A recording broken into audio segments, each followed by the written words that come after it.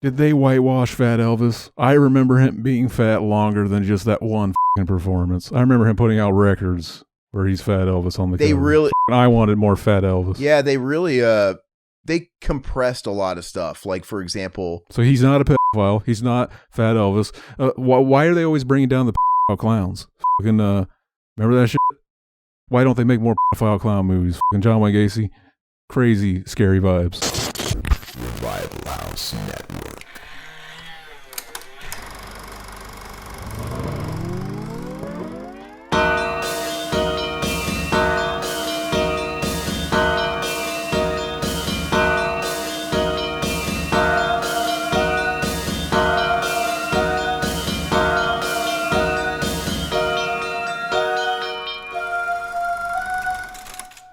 All right, what's up, everybody? Welcome to another Cinema Enema. It's been a minute.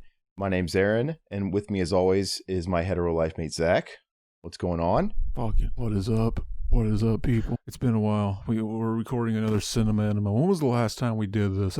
So way back in the distant fucking eons ago. It was probably about a month ago because we're doing these bi-weekly now, and now we're like flipping between these and commentaries. Which, fun fact, we were supposed to do a commentary this weekend with Riverman and last weekend, but we keep having to push it off. We're wanting to do Broken Arrow, but it's okay. We need to do a Cinema Enema anyway. And before we get into that, I just want to remind everybody, if you're new to YouTube, please follow, subscribe us, whatever you do on this platform. And please comment, engage in the video, help us out in the algorithms, and click the notification bell. All that stupid shit they make you do. And also, I also want to let everybody know that we are now very active on Twitch. So with a schedule that is ironed in on Tuesdays and Thursdays, 8 to 10 Central Time. On Tuesdays, myself and Riverman are on there for a couple of hours at that time, and we're doing sort of a live podcast talking about nostalgic shit that everybody, I hope, can relate to, but especially stuff that we grew up with. And on Thursdays is more of a solo thing with myself, and then in between there, we're finding time to stream and stuff. It's just not on the schedule. But anyway, without further ado, Cinema Enema, if you guys aren't familiar with, this is a topical show. We pick a topic of interest. It could be a film, it could be a filmmaker, it could be whatever. And we talk about that as the main topic. The first half of the show, we just sort of shoot the shit about what's new and in the news and what we've been watching. You know, very loosey-goosey, easy peasy. Very, very loose. Like that pussy, baby. Would you just get up in there and it's just like, fucking hell yeah, that's the best kind of pussy, the loosest pussy. Fucking old women. Oh, damn. Good Okay. shit. And Hell yeah. typically on the topic of news, there really hasn't been a whole lot of news lately, and that's kind of the way it's been going lately. So I don't know.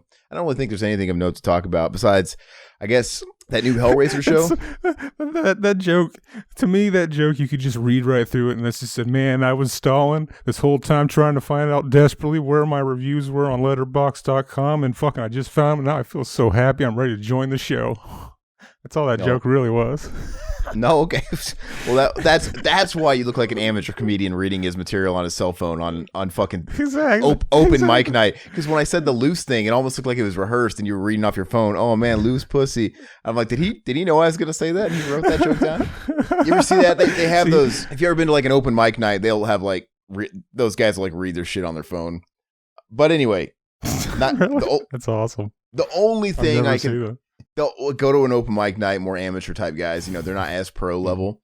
But anyway, only thing I can think of in the news is I guess people are still talking about the Hellraiser show, that Hulu show. They've been releasing more and more little snippets, screenshots of the new Pinhead or whatever you want to call them.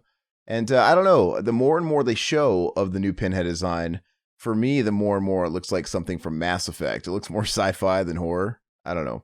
Fucking, to me, it doesn't even matter what they show us, because it's like, what they show us is like, we're not seeing it through the eyes of the film. This is just like publicity still. So it doesn't matter what it looks like on camera. It matters what it looks like in the show. And fucking, like, light it right, fucking, all that shit. It's just like, fucking, you never know, baby, until we see it. And it's all... I'm looking forward to it. We need something good with Hellraiser, because fucking baby, just like straight to DVD sequels. Just like when they had that last that last Great Value Pinhead. This is the fourth time. It's like the third time we rebooted Pinhead in the past less than 10 years. But that last one, was it Judgment? Which one wasn't Fat Pinhead? Revelations was not Fat. Okay, Revelations, let's just say that was Fat Pinhead. And they had bootleg Pinhead #2, which was a better cosplayer version of Pinhead, but it still wasn't the real deal. I think that was Judgment. And yeah, it's like that one. If you look at the cover of that movie, he doesn't look like that in the movie. It's all airbrushed and kind of got this weird glossy animated feel over it. And he's making this, I'm taking a shit face, like a shit grimace. He's going, it's really weird. So incredible. I can't fucking wait. Hopefully they bring the Chatter monster back. That was always the best monster in the series to me. The Chatter. Now, I don't care about the CD guy. Fucking everybody wants to see the CD guy return. Oh my God, the CD guy. Fucking CD guy is so stupid. That movie's so bad. Didn't you tell me you watched it again? You were just like, man, it's not as good as I remember. I don't know. The Chatter monster will be chatter than you'll ever be. But no, I always will have kind of a soft spot for Hellraiser 3 Hell on Earth. I never got into that one. I don't know. And to me, it did. It just seemed like the way it was shot and everything. It just seemed like fucking. It's not dark enough. Like this isn't working. Yeah. Well, to me, it's just the epitome of early '90s horror movies I would see on Cinemax late at night. Blurry, right? Yeah. And I love it.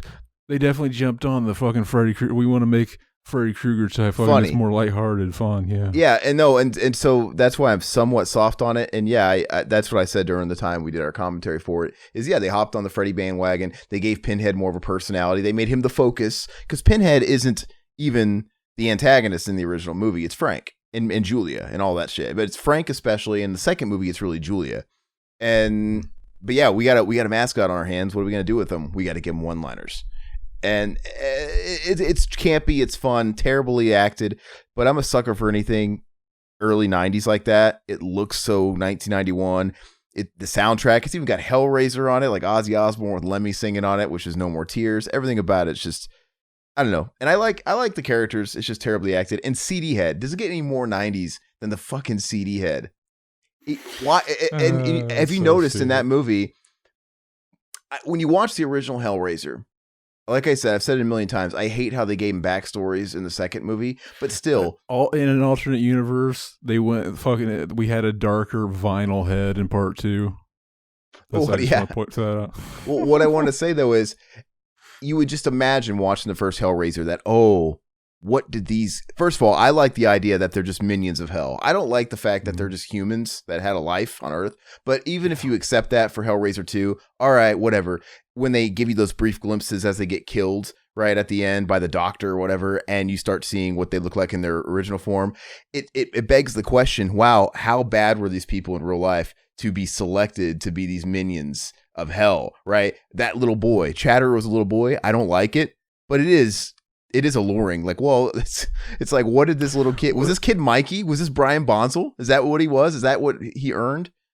Yeah, fucking, that's interesting. Fucking, I want to see the prequel of that movie. You know, we got to see fucking, like, the story of each person in their real life. Yeah, they could have fucking made Pinhead fucking bringing it into the movie we're doing tonight, a fucking Nazi fucking what general? What was he? What general was he in that? Like an SS, but he wasn't. He was for the U.S. He had an American accent.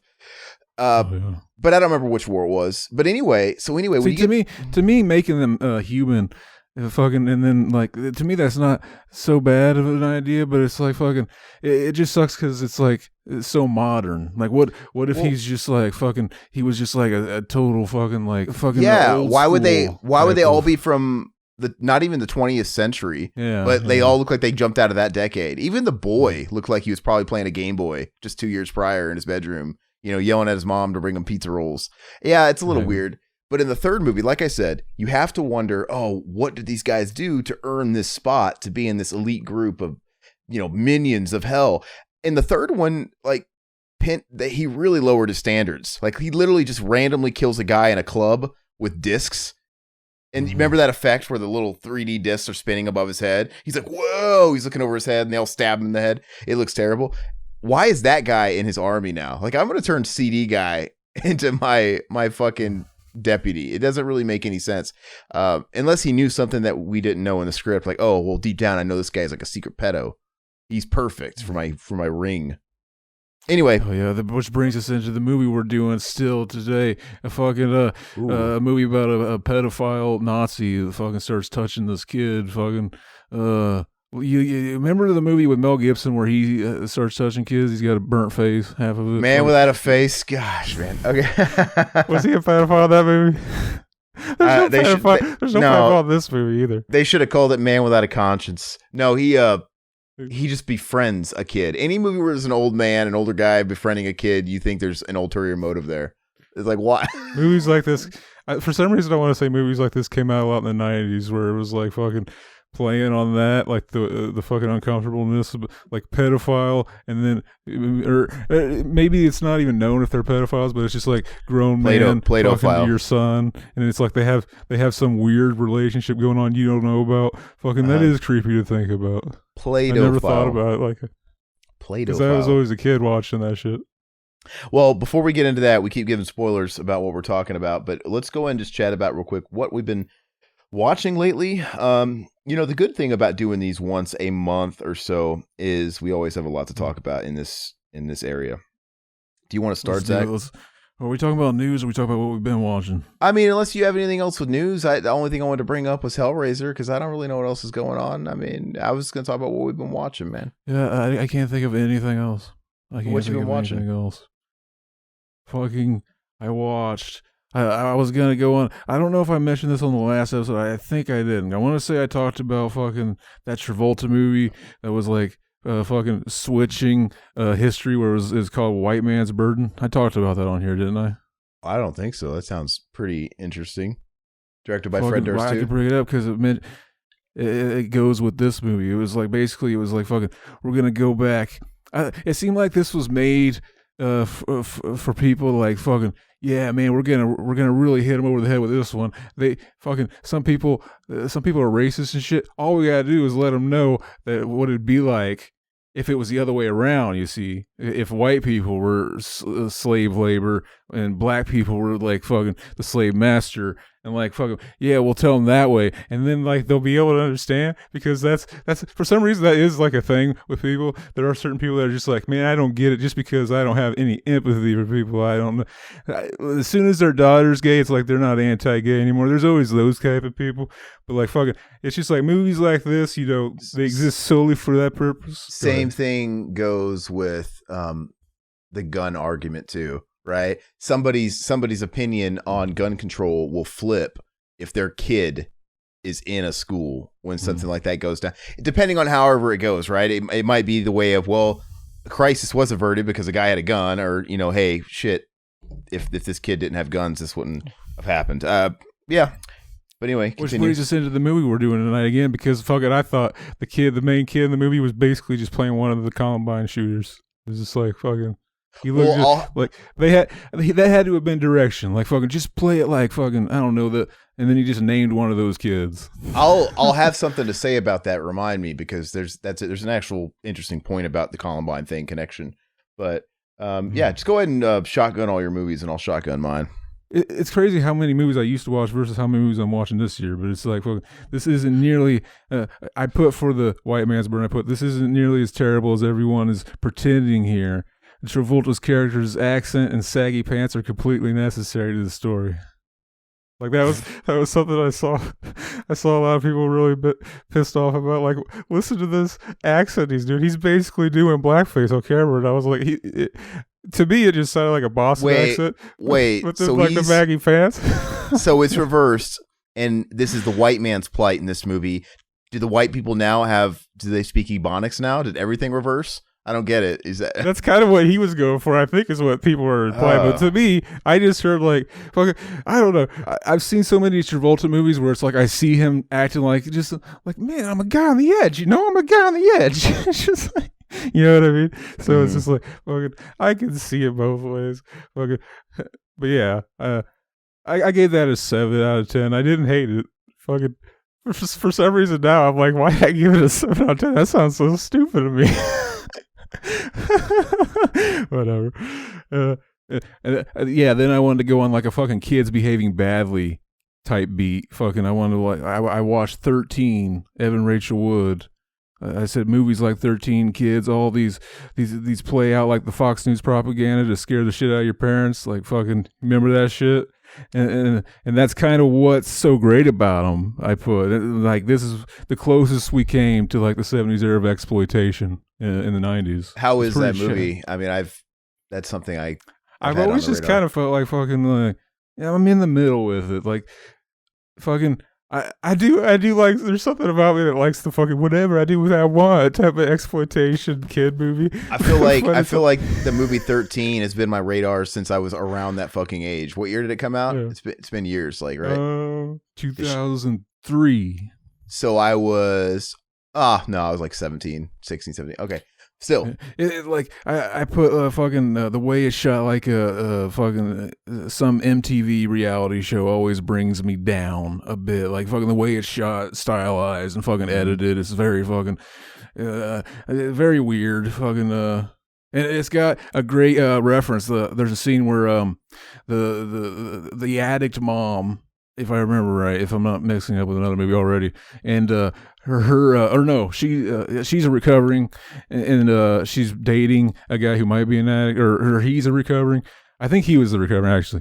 And then fucking so they're taken into the movies, and then fucking the good girl who meets the bad mean girlfriend, and it morphs her into this girl that the mom doesn't recognize anymore. She's like, fucking let's sneak out, let's get the fuck out of here, let's go do some Molly or some shit like that. They want to go they're doing drugs and all kinds of shit in this movie, but fucking they're going to see a movie starring Jack Black where he's what was it? Fucking a fictional Jack Black Kino. It had. I didn't bother writing. I want to say he was like it was one of those movies where he has like an animated sidekick, and it was like a fucking teddy bear or a fucking cartoon panda or something like that. But it was just like, I forget what they called it, but it was just like, fucking, this movie realized the greatness that was Jack Black and what his fucking career could have been. And it makes me feel really special. That was a little bit foreshadowing because he played a cartoon panda. Okay. That's funny. Okay. I don't hate that movie either. I saw the first one. I thought it was okay. Yeah, Kung Fu Panda's amongst the best of those movies. Chad, fucking, that's my boy Jack Black. Everything he touches is Kino, pure Kino. Fucking, I watched THC 1138 90 or 71. But you might as well say 90 because that's the last time fucking George Lucasified the fucking movie, and you can't see the original anymore. Mm. Fucking, I was excited to watch this because it's like fucking, maybe because George Lucas, I swear to God, every movie I've seen of his, I'm just like, man, I think this guy might be a hack. He got lucky with Star Wars.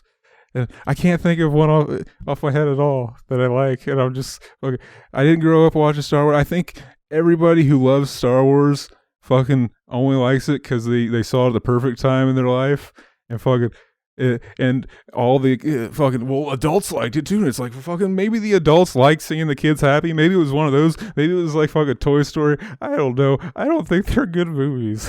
I literally thought you were gonna say, I just think everybody that likes Star Wars are incels. No, they can like whatever they want, but it's just like, man, that's just one of the things I never got. Maybe I am autistic. Maybe I am. So I'm allowed to like Megadeth now and not be an incel? Fuck, exactly. I've seen it. Am I autistic, or am I seeing it from the reality of everybody else? Did I just become an adult for the first time? Like, I don't know. It's new to me, so I'm speculating live on air. Okay. Go ahead. But yeah, basically, fucking, I was in the middle of the movie. I gave it a 5 out of 10. I was just like, fucking, I prefer the THX sound logo instead, wrapped up within 10 seconds. Fucking, I agree with whatever this guy said. I'm seeing the cover though, and I've always liked that poster, and fucking just the idea of like, fucking, oh yeah. For some reason, seeing the poster gave me a good idea as a kid of what the plot was. Like, oh yeah, it's like fucking everybody's like one of those future type 1984, literally 1984. This movie we're watching tonight takes place in literally 1984. Fucking, it keeps coming back to this movie. I'm noticing so many fucking. And which, by the way, it's a good thing they remind us of that, because there's really nothing in the movie that screams 1984. right? Usually when there's like a dated movie, they throw all kinds of shit in there to let you know, constantly remind you of what year it was. Besides the fact that they have like a home phone and shit, landline. It had to have been there just to fucking put you in that mindset of 1984. Like, we all know that year, that popular fucking book. But it's like fucking it just has to make sense because we have a guy in the SS that's still alive. Yeah, and fucking this. I mean, fucking that's just within our generation. Like, fucking, yeah, it makes sense that, like, they didn't even have to do that, really. Fucking, no, but I mean, like, if they would have said it in the year that the movie came out, which was 99 or 8, I don't know. Way older. He just would have been so old to where he could have still been alive, but come on, man, he's really pushing it. Like, he would be more incapacitated. So go ahead. It's just crazy that it was just within a generation. I just thought of that fucking, but like, yeah, I was thinking the same thing. Is it set in the past because it's like fucking this was based on a true story or something? Because I know Stephen King likes to base stuff. Well, I also think the short story Change in Seasons came out around then too, when that it came from. So okay, and that would have made sense to write that then. Yeah, like, hey, there could be a Nazi alive today in 1984. This is a fun story. Go ahead. Fucking THX 1138. It was a movie I watched at double speed, and like fucking, I just remember a lot of scenes, no dialogue. He's just going around fucking trying to figure out what's going on because this is a kind of dystopian type of future. And like fucking, I swear to God, I remember very little about it. That makes sense because I gave it a 5. And fucking, I wasn't a big fan, but I know it has its fans and people. I swear to God, the George Lucas movie I like the most is Howard the Duck, and I like it ironically. Howard the Duck is Ron Howard. Ron Howard directed Howard the Duck. I thought George Lucas had something to do with Howard the Duck. He probably produced it. I mean, because Ron Howard and him have ties from like American Graffiti, but that was a Ron Howard joint. So fuck. I take it back. The guy's a fucking hack. Just because George Lucas might have funded some of the money doesn't give him any credibility. Like, oh, what? So you're rich from Star Wars, that one thing that makes you a hack, and it's like you spent that money on a movie that wasn't. Are you trying to make the fanboys even more pissed off? I figured you would have stepped away from this. Like, oh man, George Lucas, he's fine by me. But he didn't even make the good one you're talking about. No, he didn't. I'm just being honest, dropping truth bombs. Exactly. We are fucking red pilling the audience. Fucking George Lucas is a hack. Fuck him. Fuck that guy. What if his turkey Disney, gobbler? He's got the. What if Disney Star Wars movies suck because the series has always fucking sucked and they're just doing the same thing except adding women to it? You got to add somewhere in the post edit here. You got to add a quick flash of George Lucas's big gobbler. He's like that fucking that dangly thing he's got. It's weird. Fucking, I want to flick it. The fact that he has that goatee, he's one of those guys that only has a fucking facial hair just so you can get the illusion of a chin being there. Fucking amazing. Exactly. Without it, it's just floating teeth basically in a tongue. You're either what the fuck. I love fat shaming people. Okay, next.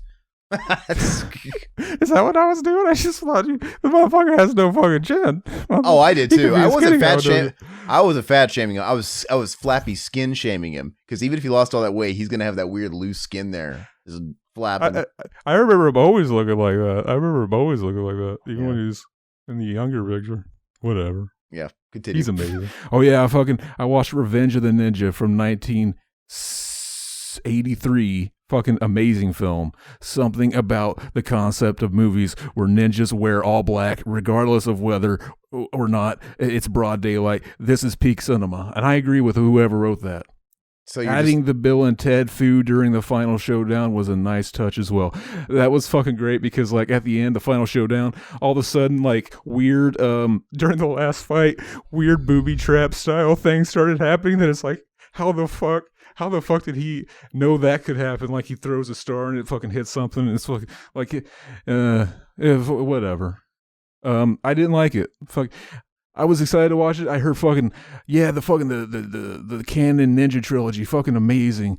Fucking, they are fun. There's something like basically the aesthetic is what fucking makes the movie better than it is. Fucking, it's still at the end of the day just a dumb action movie, and I never got into them. I had no nostalgic value to them.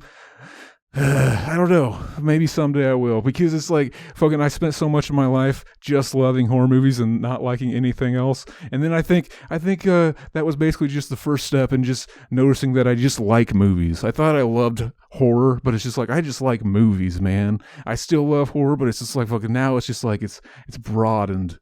Very, it's a journey life. I love the 80s and the 80s obsession with ninjas and robots, and you should watch Blind Fury. I think that was also canon, right? And that's another he's not a ninja, but he's got a samurai, and he's a white blind samurai swordsman.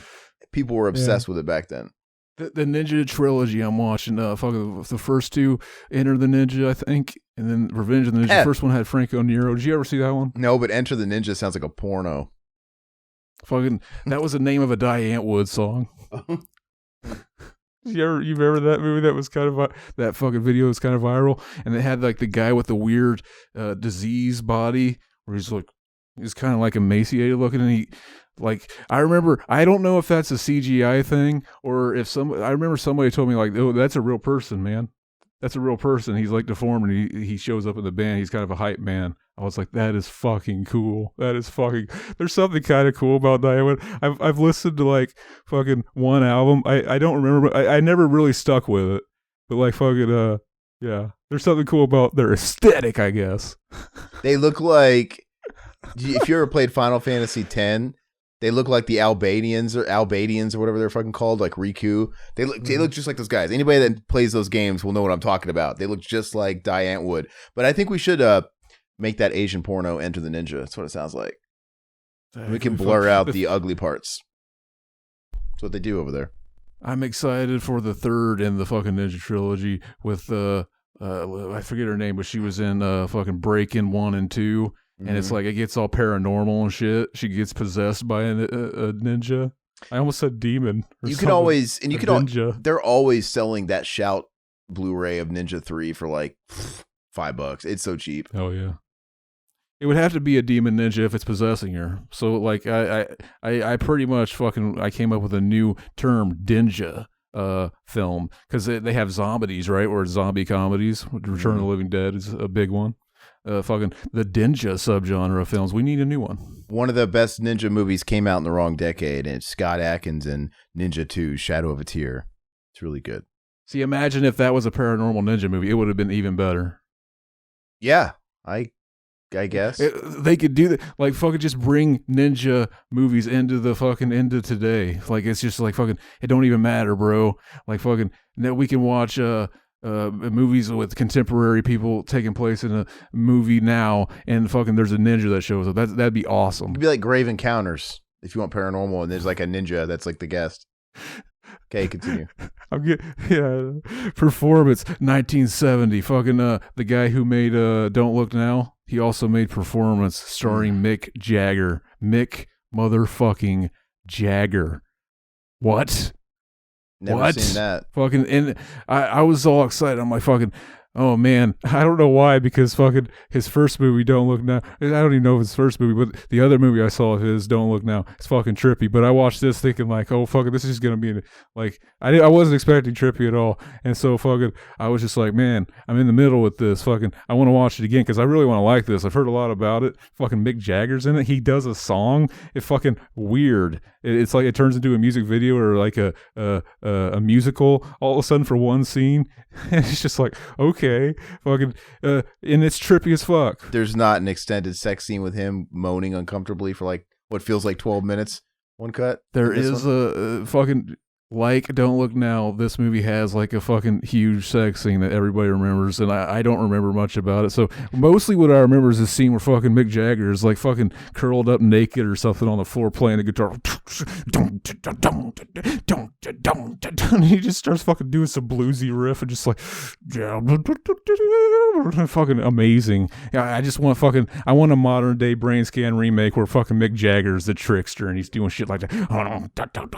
Fucking, Eddie Furlong walks in. They just de-aged his face onto another kid. He walks in fucking instead of listening to that Primus song, it's giving me the same vibes. Basically, that scene used to freak me out. Where fucking the trickster, he's sitting there. You remember that shit? That's just scared me. I feel like if Criterion or Arrow, whoever wants to put out Performance, I think they should clip and quote from the very beginning he brought up the movie all the way to that very end and put that on the box. That's the quote. All the being and all the stuff he did too. That's a memorable scene from that movie, though. Okay. What else? And I know you think the same because you said that when we did the commentary. What are we talking about? Don't Look Now or Performance? Brain Scan. Oh, Brain Scan, yeah. Where the Primus song was playing. Yeah. Something about the Primus song. Fucking the trickster.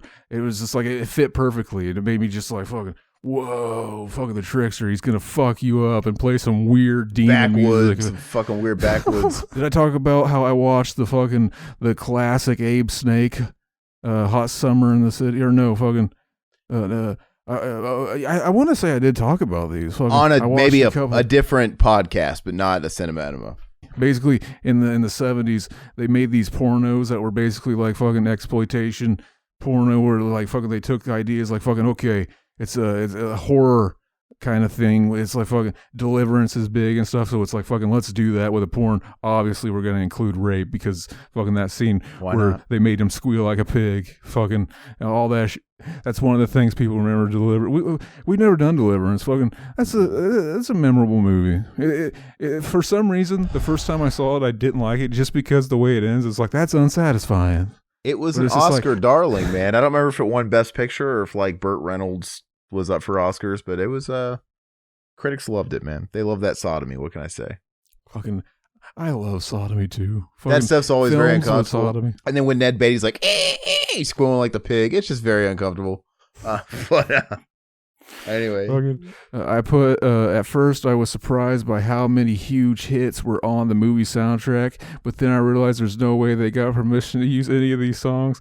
Then I got to thinking about all the great music they aren't using without permission, and now I think the soundtrack sucks. They could be using all the bands I like. Yeah, you can't get away with that shit these days. Mitch Hedberg type jokes I'm writing on my fucking LD Lovecraft Letterboxd. So yeah, I watched the new South Park Streaming Wars Part 2 streaming thing. It seems like, did you watch that? No. It seems like it's basically they're just doing a metaphor for the fact that their content's gonna start to suck now because they're doing exclusive deals, and it's like they're pumping even more content out of them, and it's like fucking, oh, we're basically just signing checks. That's what it seems like to me, but I don't know. I could just be thinking about it too much. It's just like, oh, fucking, we're gonna have the boys. They're gonna fucking make streaming services, and it's like fucking their boats, and they're fucking different companies donate to them, and they're fucking, oh yeah, put our company logo on the boat. It's just like fucking, okay, fucking is a metaphor for something that's going on behind the scenes while they're making it. Fucking, are they just making an excuse for why fucking the show isn't? I miss episodic South Park. I kind of get why they went with these whole season arcs because it's easier. It's probably getting ridiculously difficult to come up with a new episode completely unique to itself week after week after week in about 5 days. I know. Fuck, the fact that it's still a show is just like, because it's like, what, are we going to cancel it? Then we won't have it at all. It's just like, It's been going on so long that they can't really do anything that hasn't been done anymore. They're basically just writing it and connecting it with things going on in real life. It's just like fucking, I don't know if we can ever go back and rewatch these seasons though at this point. If the show got canceled right now and it's just like, okay, now forevermore, it's just, 20 whatever episodes. And then it's not, like, could we ever, like, I go back and watch like season 1 through like 3 or 4 every couple of years, like 4 or 5 years, and I enjoy it. But it's like, I can't imagine watching like some of the newer ones. It was good for longer than that. They went, I don't remember what season it was that they totally went this weird arc. Those are the ones that I remember revisiting the most, because like, I guess those are the most classic episodes from the earliest point in my childhood. Funny how that works. I watched Legend with our boy Tim Curry, Tom Cruise. Tim Curry. One of the best. 9 out of 10 visuals, 6 out of 10 story. I put the depiction of Satan is almost as iconic as the one from Bill and Ted's Bogus Journey. If our boy Tim Curry just did a little bit more fucking learning and fucking honing his craft, he could have matched the guy that just went and fucking Bill and Ted's Beelzebub, and then you never see him again. Well, I gotta say though, it's a great soundtrack though. Tangerine Dream did the soundtrack, and it's really, really good for Legend. I'm basically making a joke because Bill and Ted's Bogus Journey is one of my favorite movies, so I always fucking compare it to that. Fucking Tim Curry's depiction of Satan in this movie is the most iconic. But it's closer. It's closer to Dave Grohl's Satan than it is Bill and Ted's Satan. It is. It is. Oh, I watched Marathon Man. I've always wanted to watch this movie ever since I watched the Clerks animated show. Did you ever watch the Clerks animated show? Yeah, at some point I did. I remember a buddy lent it to me on DVD, but for some reason I really liked that show. I really like that show. Fucking, they did an episode where they referenced Marathon Man. I was like, fucking, that's a reference to Marathon Man. I've noticed that reference in other things. I want to see Marathon Man. Fucking, and I put it on my to watch list, and I finally got to see it recently. And I wrote, why are there so many movies where the main characters willingly waterboard themselves in the bathtub? You ever notice that they did that in the Disney Pinocchio movie with Jonathan Taylor Thomas, Joe Petto, if you will. He's just a pedophile, fucking Joe. And he comes in and he fucking puts it's during the scene where Pinocchio has to wake up for the first time. Yeah, and he's like, thank you, now give me. He's like, thank you, now give me the scrub brush. He's like, scrub brush. He's running into walls and shit. Basically, we need some reason for there to be something covering his eyes so a he wet doesn't towel. see shit going on. Yeah. And it's just like every time they do that, it's like it's always a plot device just to have their eyes closed. And then now watching movies, I realize that's why fucking nobody does it. But as a kid, I was like fucking. I see that in movies. I'm like, people do that. There must be a reason. So I used to get in the shower and I used to do that. I used to put. And I'd be like, how do they breathe? I used to sit there. I think it'd be funny to throw that into a script as a self-aware nod to that plot device. Kind of like, I'm pretty sure that's why Quentin Tarantino did that in Inglourious Bastards, had Christoph Waltz drink the milk, because there's that meme about all the bad guys would drink milk for some fucking reason in all these weird-ass movies. Anyway. Mm-hmm. Did anybody else do that? Fucking try that when they were a kid in the bathtub because you saw it in movies? But a hot towel, but a hot, wet towel does feel good. They give them to you on planes and shit. You're not supposed to wrap your face. Not in the shower, though. Yeah. Not in the shower. Yeah, that makes no sense. Definitely not while the water's hitting you. Yeah. It's always a wet rag, too. It's always soaking wet. They just fucking pulled it out of there. Fucking, I liked it. Yeah, fucking, I gave it a 7 out of 10. Weird conspiracy. The guy just gets wrapped up in a weird conspiracy. Who's in that again? Who is that? Is that Robbins? Tim Robbins? Who's in that? Dustin Hoffman. Okay. That's right. The Hoff. The real Hoff. Exactly. Then I watched Prey. 2002. We could go off on this one because this is fucking a big movie in the horror genre, baby. Prey 2002. So you don't recognize the title? That's the Predator movie that just came out. Why'd you say 2002? Oh, 2022. That's why I'm like, is this a different one? Okay, sorry. My bad. I did. Yeah. Okay, Prey. I think the video game Prey for the Xbox 360. It's really fun. I think everybody's talked about Prey to death, but what is there that hasn't already been said? It's solid. It looks silly. Exactly. Some places. Fucking all the things that people point out about it. Fucking basically everything Red Letter Media said is exactly what I was thinking. Fucking yeah, it was just like fucking. I like the way it looks. It's a shame it didn't come out to theaters because it's like fucking this wasn't shot like a fucking straight to streaming movie. The guy who shot this cared and fucking there's really nice shots, all this shit. Fucking the character, all the actors look like they just stepped out of the makeup chair. None of them look like they're ever in any danger. Yeah. Fucking this is a Sears catalog shoot. Fucking that always takes me out of movies now. And it didn't always, but It's got some rough CGI, but I didn't let it ruin it for me, like the bear or whatever it was, or the cat or whatever the fuck it was. On the Red Letter Media thing, I don't know if it was that episode or another episode I watched recently. He brings up the fucking CGI. Everybody's talking about the CGI, and fucking Mike goes, "To be honest, I don't even care anymore." And I was like, I'm kind of the same way. You almost have to just accept it. You have to. Exactly. You can't. They're not going to get real bears in productions anymore. They're not going to go through all the insurance hassles and the liabilities. They're not going to do it when it's so easy to CGI a bear. And they're also thinking, hey, it's cheaper There's no liabilities of any and we can make this bear do crazy stuff an animatronic or a real bear wouldn't do on command. I'm fine if they just fucking bring back a guy in a bear suit. I'm fine with that. Yeah. That's fine. Just have something there. Fucking, I want it to look like the scene from Problem Child. Unironically, they're just fucking all of a sudden, oh shit, fucking what's his name? Fucking guy who divorces women once they turn 27. Everybody memes about DiCaprio. That movie with DiCaprio where he's fighting the guy wearing the bear costume. I would have fucking the guy in the bear costume does a fucking Stone Cold Steve Austin to him to get his fucking neck broke, like get all fucked up like he is in that movie. That would have been awesome. The only thing I thought was it's like in Land of the Dead where you ask, like, why'd you do that? Where he has the zombie head that flips over and bites. I'm like, look, if you couldn't feasibly do this practically where it didn't look really cheesy, just cut it out. It's not that important. What is it they say? The juice ain't worth the squeeze, my man. Anyway, they did that with this too. Why did they, when she got his mask off and it finally reveals the Predator face, which is a big moment in every Predator movie, that moment was CG. Like he had a weird CG with mandibles. I'm like, that, no, like, come on, that's lazy. Like we can't just get them to make a fucking Predator face like they've done in every fucking movie, at least for that shot. And I'll forgive everything else.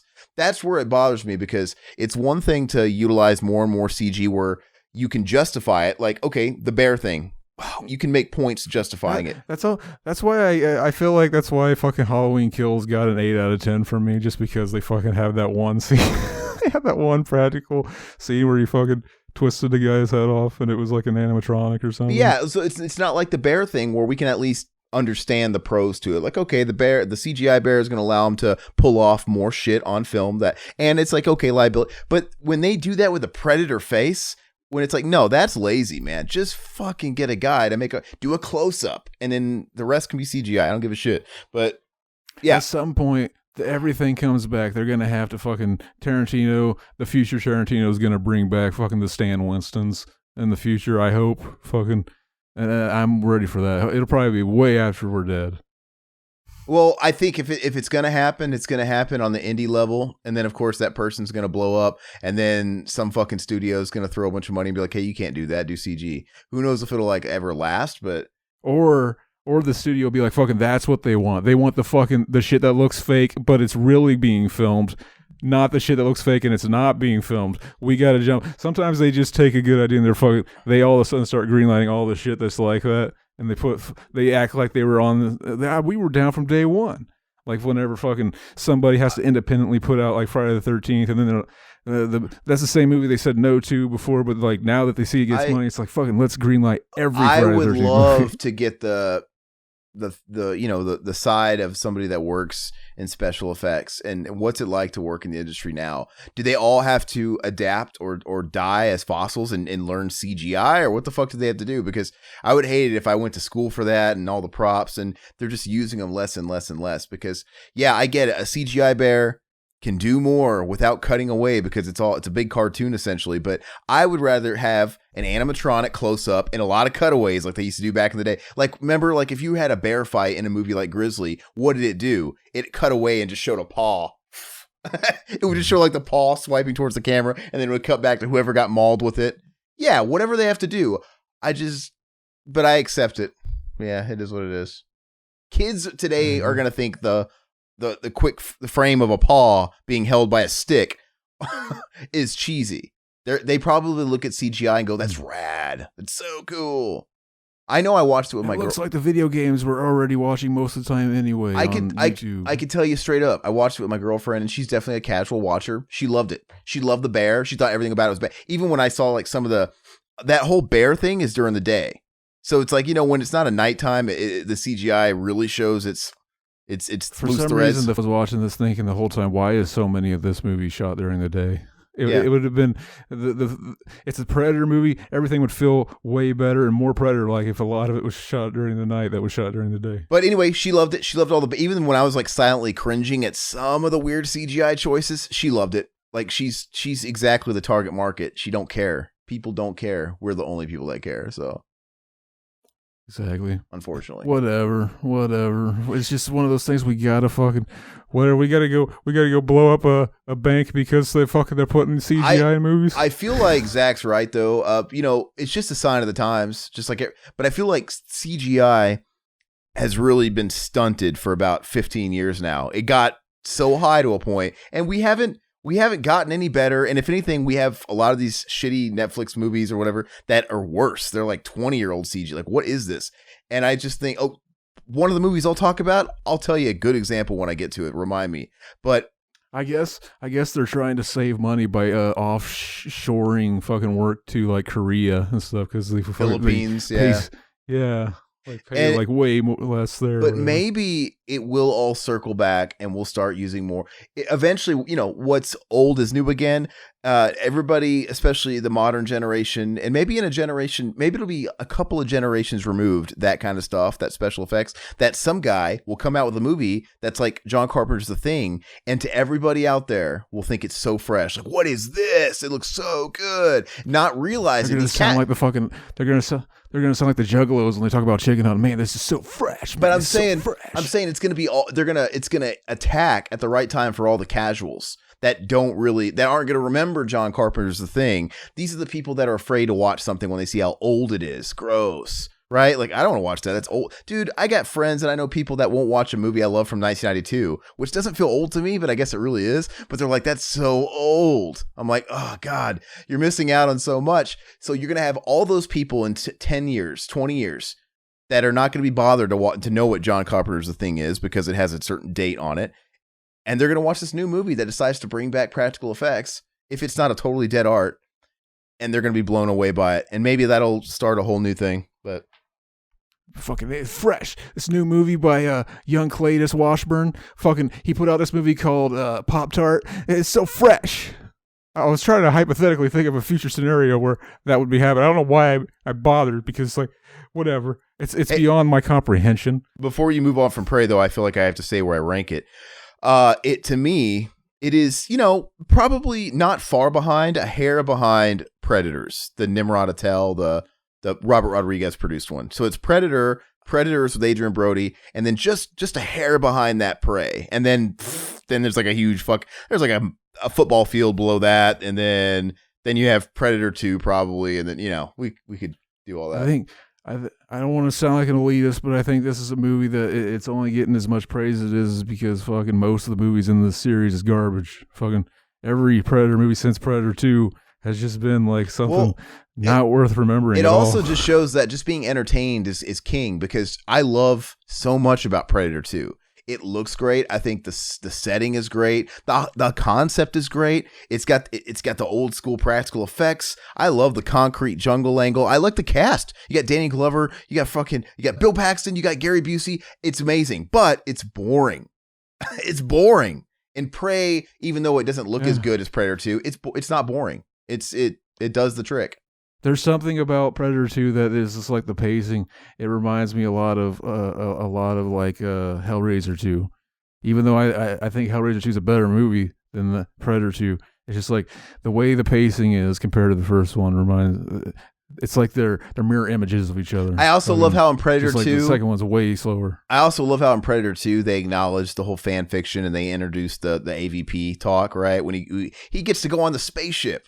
Like, if we love Predator and it's just these guys in the jungle. Now we have Danny Glover, the concrete jungle. I like how the Predator is setting off these gang turf wars, right? With these killings. And they think it's the other gang. It's really cool. And you have Danny Glover, who's not an Arnold Schwarzenegger type. He's too old for this shit.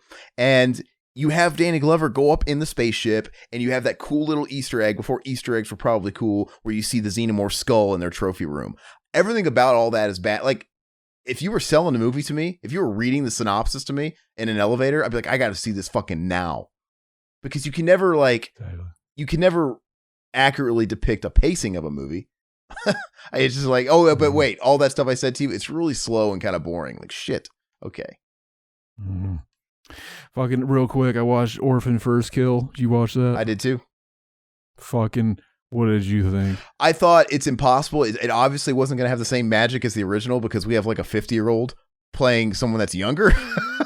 than she was supposed to be in the first one. How old is she? No, she's not 50. How old is she? But she's like, I think she's in her mid 20s. I thought you said 15. I was making a joke. 20. Yeah, she's in her mid 20s. Okay. So when Orphan first came out, she was like the exact age of so it made sense. So now she's like in her mid 20s, and we're trying to pass her off as even younger than she was in the first movie. And so it's not going to have the same charm, but I walked in expecting that. But it was good, campy fun. I mean, I didn't like it as much as the first one, but I wasn't going to. I never was. It kind of made me think of the new Scream movie because it's basically a new slasher. It's like fucking a new slasher. And I probably would have liked it more if I didn't.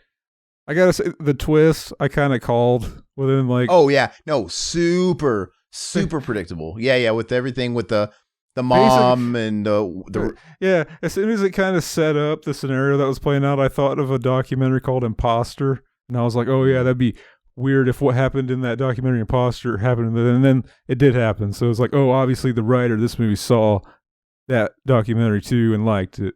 But like fucking, I wrote, guys, I don't think this is really a 10-year-old girl.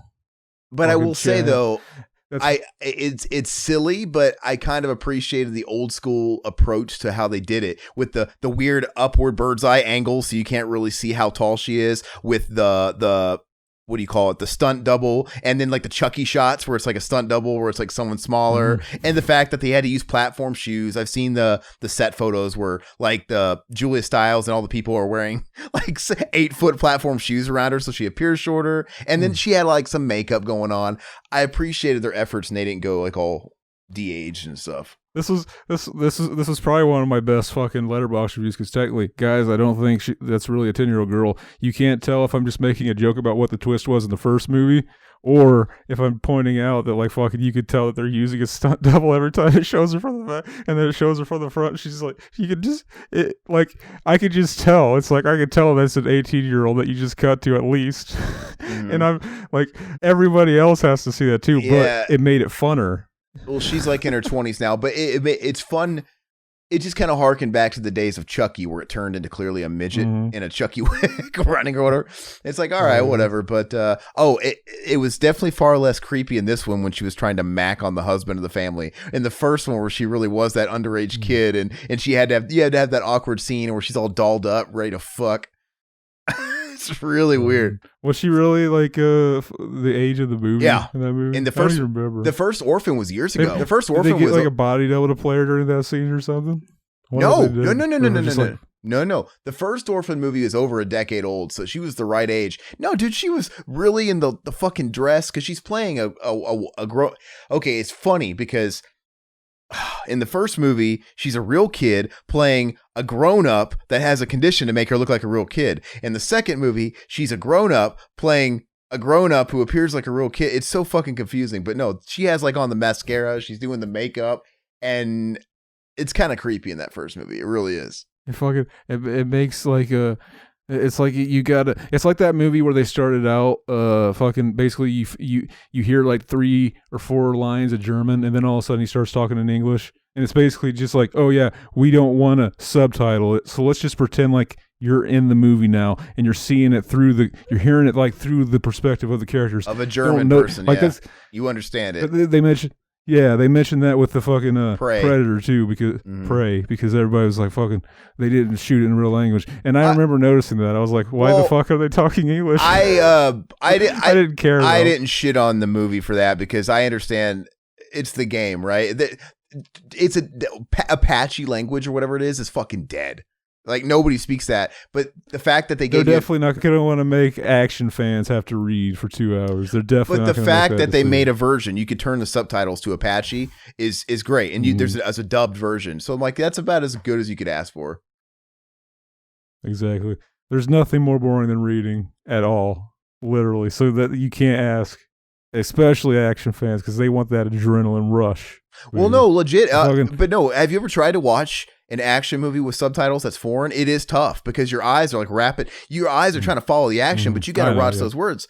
But if you can watch, you're always going to miss something. If you're watching movies that aren't your native language, you're having to look at the bottom, you're always going to miss something. But hopefully, you're just hoping that it's not really that big of a deal. You're just missing like a subtle thing, not something you needed to notice. But it's not too bad when it's a fucking horror movie or something slow burn or something like that. It's not that bad.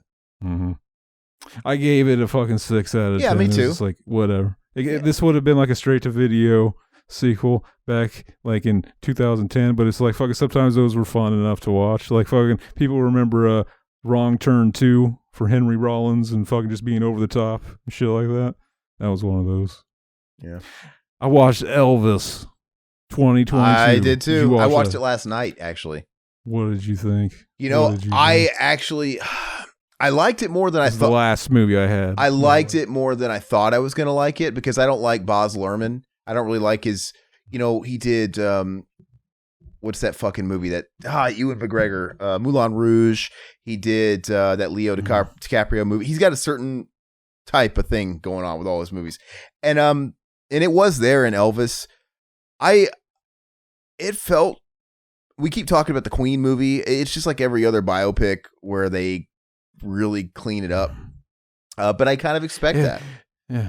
It felt like Queen to me. It felt like Bohemian Rhapsody, like the way it was edited. Everybody brought up like the fucking way Bohemian Rhapsody was edited, and it's like it almost seems like fucking they originally shot it as like a like a limited series of like a season, and then just like at the last minute decided like we're gonna cut it down to like a fucking 2-hour movie just because. And it's like they didn't even have to do that because like we would have literally we're addicted to binge watching the shit. We would have sat down and watched 8 episodes of Elvis.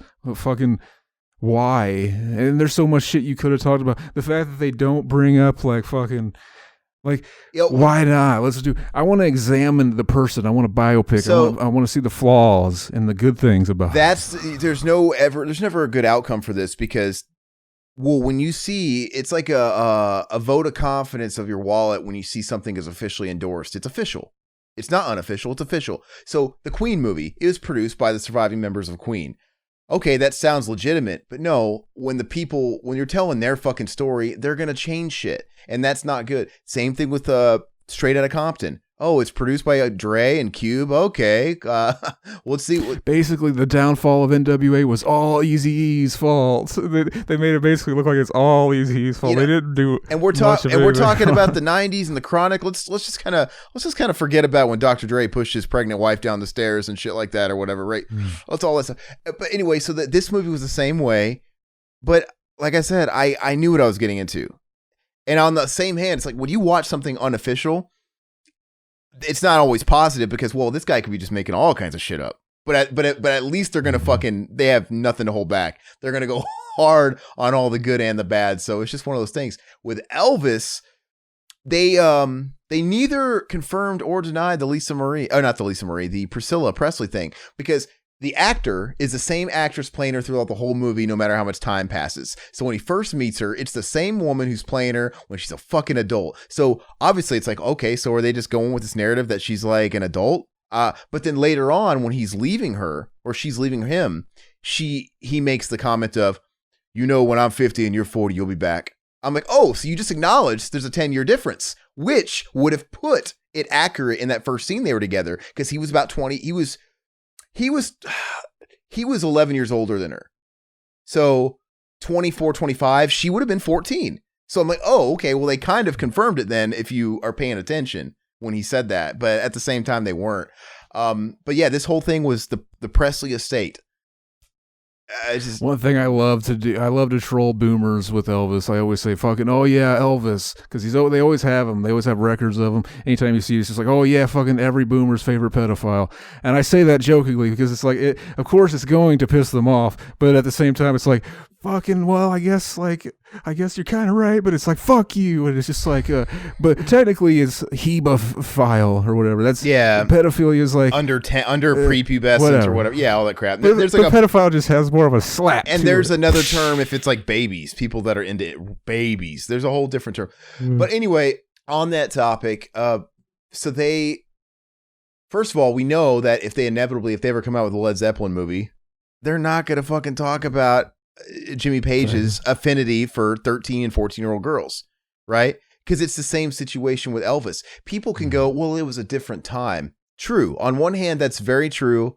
But on the other hand, just because it was a different time and that might have been happening more often than today, it still doesn't change the fact that Elvis was using a position of power. Because are we trying to say that if that military officer, if it wasn't Elvis Presley that was taking his 14-year-old daughter out till all hours of the night and keeping her over at his hotel and all that shit, if he wasn't Elvis Presley, he wouldn't have flipped shit. Let's imagine he wasn't Elvis. He's just a 25-year-old guy. Yeah, that's the crazy thing. They just gloss over the fact that Elvis literally went to prison for shaking his hips. Is that true? Holy shit! This is America. That's in our generation. That's so funny. He was no, that's not our generation. I wasn't around that. But no, My mom was. My mom cried when Elvis died. Yeah. So, but yeah, Elvis was getting threatened to go to jail, and all that stuff is pretty accurate. And he went to the military as this weird fucking thing, and he went to the military. That's so fucking stupid. Yeah, Holy he went shit. to the military for 2 years, and like I said, if you were a military officer and some random 25-year-old guy was fucking, like, not just being dude, are we supposed to believe that he wasn't fucking Priscilla Presley? They didn't get married until she was an adult. A guy started fucking a 17-year-old or 15-year-old girl because of that law. That's how you know it was fucking stupid. But anyway, if it was just some random guy, there's a good chance that military officer would have been like, no, fuck this motherfucker. I'm going to fuck him up. And you know what? But he was Elvis Presley, the king of rock and roll. And everybody knew his stint in the military was kind of a novelty. Oh, he's going to be here for 2 years. And when he gets back, he's the king of rock and roll. And my daughter's going to be set up for life. And he's going to be in the movies and all that shit. All that stuff was legit. So it's like, yeah, he used his position of power to sort of bend somebody's exceptions of certain things. And that's wrong. That's the part that's wrong. And what's his face? Jimmy Page did the same thing. Jimmy Page, you know, he had, the situation where parents were signing over their young kids. Jimmy Page literally used the same hands he used to create those riffs to fuck children. Like every time you play those riffs, your fingers are doing the same thing. It's not even just Jimmy Page, right? I can't think of her name to save my life, but she's a real famous groupie. She's written books, and Jimmy Page was her biggest fling. But Jimmy Page got her from David Bowie. She was like this groupie kid. It was like Almost Famous. It's basically like Almost Famous, that whole thing where she was a 13-year-old whatever and just started following bands around, and they always had those couple of wallflower hanger-oners. They became groupies. They got passed around, and everybody in the scene knew them. And literally, she was fucking David Bowie, and then whatever. And I think Jimmy Page, and then she broke up with Jimmy Page when she caught him in bed with her friend she introduced, trying to get into the lifestyle too. Her other 14-year-old friend at the time, like, hey, here's my friend. And what do you expect? And Jimmy Page just goes and fucks her too. It's like, well, whatever. Anyway. Fuck, she thought he loved him. He's manipulating her. Anyway. Manipulating. Blah, blah, blah. But yeah, the fucking Elvis movie. I thought Elvis, it was like, this is very much fucking exactly Bohemian Rhapsody. I gave Bohemian Rhapsody a 6 out of 10. I gave Elvis a 6 out of 10. Fucking, it could have been better. I don't know. I think I might have gave it. It's a 6 or a 7 for me. I didn't hate it. I enjoyed it. I like the flash. I like the angle of the Colonel, and everything else was kind of neat or whatever. It was kind of fun. The performances were better than I thought they were going to be. I used to see. Did they whitewash Fat Elvis? I remember him being fat longer than just that one fucking performance. I remember him putting out records where he's Fat Elvis on the cover. Really fucking. I wanted more Fat Elvis. Yeah, they really they compressed a lot of stuff. Like, for example, So he's not a pedophile. He's not Fat Elvis. Why are they always bringing down the pedophile clowns? Fucking, remember that shit? Remember the fucking, why don't they make more pedophile clown movies? Fucking John Wayne Gacy. Crazy, scary vibes. That's not a tapped into horror genre trope, and it should be. I don't know. But I think it's my turn. Man, we got a lot of movies. See, that's what I'm saying. When we record these less, they're going to be extra beefy. Because we have been recording for an hour and 10 minutes, and we are not even on my or even that's okay.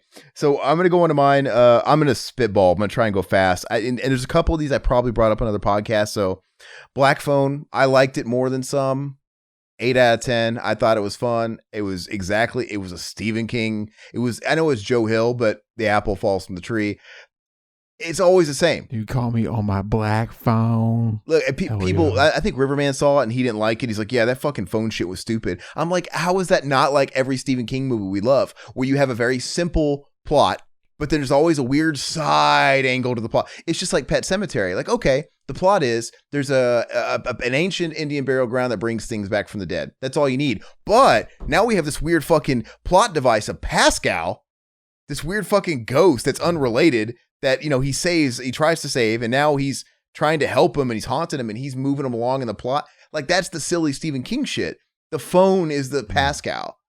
Basically, the drama movie is about a fucking pedophile, or basically a pedophile vibes type of guy wearing a Jeffrey Epstein looking mask, taking kids, putting them in a fucking van, and then keeping them in his dungeon for a while. And then the fucking Stephen King twist is like a paranormal phone is in the room with him. That the phone happens to be there, it rings, and it's like, fucking, why would he have left a phone there for the kid to communicate? Well, I'll make it a fucking ghost phone. The guy left it in there because it hasn't worked since he was a kid, locked in there. Whatever. It's like it fucking works. And what's it called? Riverman, his main complaint, not to shit on Riverman, he's like, he didn't like it. He thought the phone was stupid. And he's like, man, I wanted to know more about the kidnapper guy. I'm like, why has that ever made a movie better? No, I like it. Like, why was he supposed to dump all this exposition? Yeah. He dumped enough. He's probably saying he liked that angle more, like fucking a movie about a kidnapper guy's. He straight up said, I want to know how he became what he is. Like, what is this guy's story? Like, no. Like, what? Like, that'd probably be too much like the fucking, his name is Bagul. He's an ancient demon. Remember, like that scene that's always at the end of all the fucking movies, Hollywood movies. Like fucking. I think we got enough to make you scratch your head. Like him, like you said, he insinuated he was in that room too when he was a kid. It's like, that's enough. Like, he's fucked up. And even the fact that he has the two houses, I don't want to know this guy's entire history. It's not because if you're a kid and you get napped by some creepy Jeffrey Epstein guy, you're not going to know why he's fucking your ass and killing you and burying you in the bottom of his house. He's just going to do his thing, and you're just going to be another peg on the. So I liked it. I thought it was fun. Bullet Train. What did you think of Tate's appearance? The great Tate from fucking Kent Park. I actually liked it, and he was a little bit comic reliefy because he was kind of weird, but and he gave the most Tate line. I was waiting for him to go full Tate on me, and he went full Tate when he comes down and he finds him. Like, hey, you want to know how I figured it out, man? Like, that was a total like Tate delivery and just the whole thing. Like, it got a little hokey, but he's likable. I can't help it. Yeah, that fucking. Well, we need to do Ken Park sometime and watch him choke himself and jack off on camera until he nuts. That literally happens. That guy is in Hollywood movies now. I can only imagine it's because they don't remember fucking Ken Park. I don't want to know. I don't want to know what that guy does for a living. I don't want to know how he afforded two houses, or did one get left to him? Was that that was their childhood home, obviously, where he grew up, and maybe did he buy the house across? I don't want to know, because in real life, you could have weird, kooky motherfuckers that buy the house across the street that want to do what he did. I thought it was clever. I thought it was good. Bullet Train. I saw that in theaters. That was a lot of fun. That was an 8 out of 10. Men. I was mimicking a bullet train. I have to go slower than they actually do because of the frame rate. You wouldn't be able to see my hand. I watched Men. Todd told me to watch it, and I think I've got that on Blu-ray. I kind of want to watch it without hearing anything about it. I will not give anything plot-wise. I'll just give you can I tell you my opinion? You just want me to pass. Whichever. I won't give you anything with the do plot. So Riverman, he blind bought it. And I just remember when that movie came out, it was one of those things where it's like, oh gosh, chauvinistic, so it's woke, all that stuff you hear. And Riverman blind bought it, and he's like, man, I watched this, and I want you to watch it because I want to talk about it. And I watched it, and Riverman, I'll just spoiler, Riverman loved it. I watched it, and let's just say I didn't give it a rating. You could go on my Letterboxd right now. I just left it unrated because I have no fucking clue what to give that movie at all. Very metaphorically, like, what the fuck? And not everything's supposed to be literally. It's like, what is it trying to say? That type of weird. Yeah, well, it's definitely an A24 elevated movie where it's just all metaphorical, all that stuff.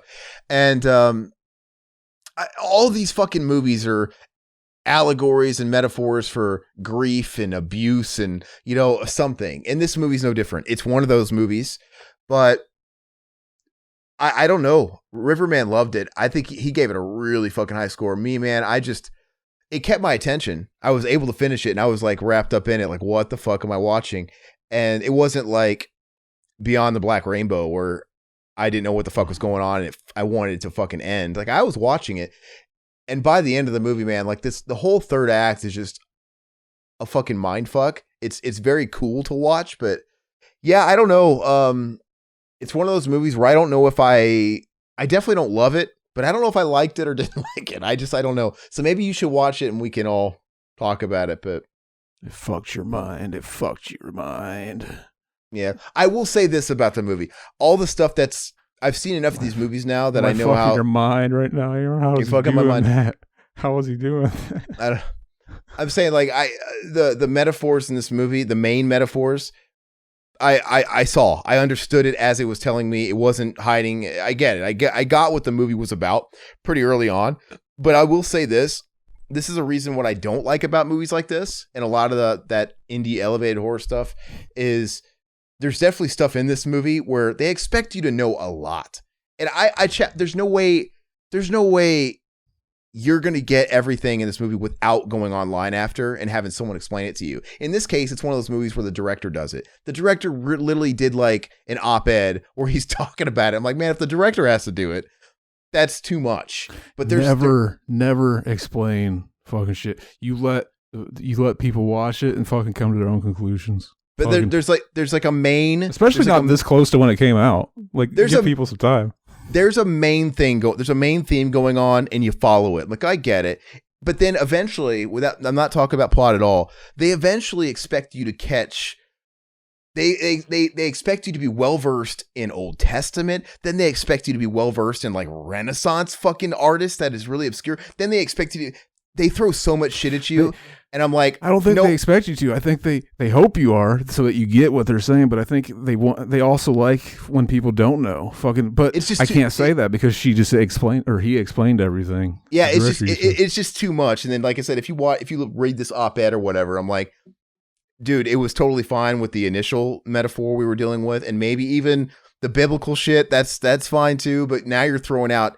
Oh, it literally has like I think Greek mythology in there. It has all kinds of shit. I'm like, there's no way any one person is gonna be well versed in all the shit to catch what you're fucking dropping. But anyway, watch it. It's a mind fuck. I'm assuming it's like fucking old school shit that was basically just like fucking women are basically trash. Just like fucking like the old teachings, like fucking women, fuck them. Oh, they're basically leftovers of men anyway. Who cares? Basically, is that what you're getting at? Fucking, am I seeing through it? Or is that why people were angry? Watch the movie.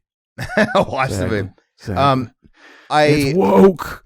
It's woke. I went on a weird Steven Seagal kick. Not that I liked any of the movies. But like, you know what? I want to go back and watch some of these quote unquote classic Seagal movies. Some of them are rewatches. But I watched Under Siege. You know, and he doesn't, even these movies that are so-called classics, he doesn't have a single one that's over a 6 out of 10, which is telling. But Under Siege is a 6 out of 10. It's kind of, it's such a bizarre movie because you have Gary Busey, because he was in everything for that whole decade. And it's about a military, like Navy, I guess. I don't know. But they're on water. It's a ship. And it's basically, they're trying to do like fucking Die Hard type movie in a fucking boat. It's Die Hard in a boat. You know, the only thing I remember about that movie is Tommy Lee Jones' fucking wig. Yeah, no, exactly. That's the stuff that makes the movie. First of all, it is Die Hard in a boat. And it's so funny how Steven Seagal has the worst Creole accent because he's supposed to be from New Orleans. And it's funny because he's Steven Seagal most of the time, but every now and again, he'll remember he's supposed to be Creole and he'll throw in a weird little drawl. Like, what the fuck? Just stay consistent, whatever you're going to pick. And he's the chef. He's the cook. But of course, it turns out like a John McClane thing. Like, who is this guy? Oh, he's got a background. Crap. He's a killing machine. What was it Steven Seagal was known for that got him his foot in the door of Hollywood? Because there's usually like fucking Chuck Norris. Wasn't he like fucking... Did he do karate or something? He was a legit karate guy. But see, Chuck Norris is a terrible actor, and it fucking he's made it work way better than Steven Seagal ever did. I've had this conversation. My mom back in the day, she liked Steven Seagal movies and stuff, and I had this conversation with her. I'm like, look, you got to have something, and the most comparable person to Steven Seagal was Jean-Claude Van Damme. They were sort of contemporaries. They were like that B tier. You had the Stallone and Schwarzenegger A tier. Then you had like the B tier, which is him and Van Damme. But anyway, I'm like, Van Damme, I get. No, he wasn't an actor, but he had a look, right? He was a martial arts guy and all that crap. And he came to America, and he had a leading man look. He had that chiseled jawline. He was ripped, and I get it. I get why you want to put that guy on screen. But I'm like, what has Steven Seagal got? Like, his fighting is boring. He doesn't do anything. He lets everybody come to him, and he just goes, huh. And he talks. He's monotone. He always just, I get it. You hate me. You want to beat my face in. He never shakes that.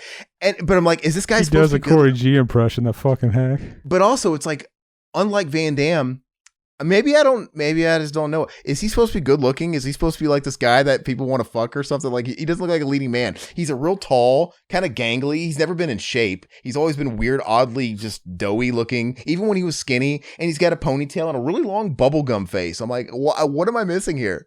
Like, who did this guy fuck? What did he have on somebody? Did he have a whole bunch of shit on the Weinsteins of the world? Like, hey, I won't say anything if you give me a movie. I don't get it. But Under Siege, Tommy Lee Jones playing the fucking Sturgis motorcycle terrorist rock and roll guy. Like, it was just, it's so ridiculous. We need to make a fictionalized biopic of Steven Seagal where we basically make the claim that he's like, basically just having confidence makes you look, it makes people not question you. Like, you can literally sneak into like behind the scenes at like a fucking big movie company or something if you just grab a box and act like you're just doing your job. Like, oh yeah, they asked me to take this over to the fucking set B. Fucking, that's kind of what he did into Hollywood. He just pretended like he knew how to fucking fight and shit. And they were just like, fucking, yes, queen. Basically, they were just like, you got the look, kid. I kind of applaud him because they talk about faking it till you make it. Like, this guy faked it. I'm not going to shit on his career and where it is now. Like, this guy made it farther than anybody else, not really having a real gimmick. I don't know. It is what it is. But he's not good. Anyway, I watched White Sands. You ever seen that? And I haven't. It came off like another font. Times New Roman. Sands no. White. It came off when I saw it. I'm like, wow, this is one of those. I thought I'd already seen all these movies before. Basically, it's one of those movies where back in the day, you could never have heard of a movie, totally missed its theatrical run, but caught it at like 12 o'clock at night on Cinemax, and yet it have a good budget and mainstream A-list actors. You know, that's kind of a thing of the past now. Like, what is this movie? Like, obscure movies with good talent behind them. And it's this movie from, I think it was like 1992. And it's a movie with Willem Dafoe, Mickey Rourke, and gosh, who else is in it? And a whole bunch of really known, Sam Jackson, and a bunch of character actors you've seen a lot. And I'm like, wow. And I never heard of it. And it's good. It's kind of like, it was solid. It was at least a 6 out of 10. It's about small town cop, small town sheriff, or whatever he is, Willem Dafoe. There's a guy that killed himself out in the middle of the desert, and he's got a whole bunch of money, and he wants to find out where this money comes from. And I don't know if it's because he's like bored with just being like the small town sheriff, but he gets in too deep with where this money really came from, and then the FBI gets involved, and it's like big time versus this little fucking dude from a bumfuck town. But it's good. It's solid. I watched Day Shift. That was that Netflix Jamie Foxx Snoop Dogg movie. It was, as far as Netflix original movies go, which, those are always kind of like a certain tier. It was fun. It was 6 out of 10. I watched that other Woodstock 99 documentary that came out on Netflix, Trainwreck, and it was a 6 out of 10. I liked it a little bit more than the HBO one. I watched Uncharted. I basically watched it as a podcast. Fucking, I let it play. It's like, I already fucking know the story. I'm just gonna do a bunch of work on the computer and listen to this podcast. So I gave it a 7 out of 10. It could be a 6 out of 10 for me too. If I it was less, but it was less angled against bro culture than the first one. Uncharted. That was a 5 out of 10. It was what it was. It was very, very run of the mill, very formula. I would never watch it again. You know, whatever. Hardball. I rewatched Hardball. I've seen Hardball.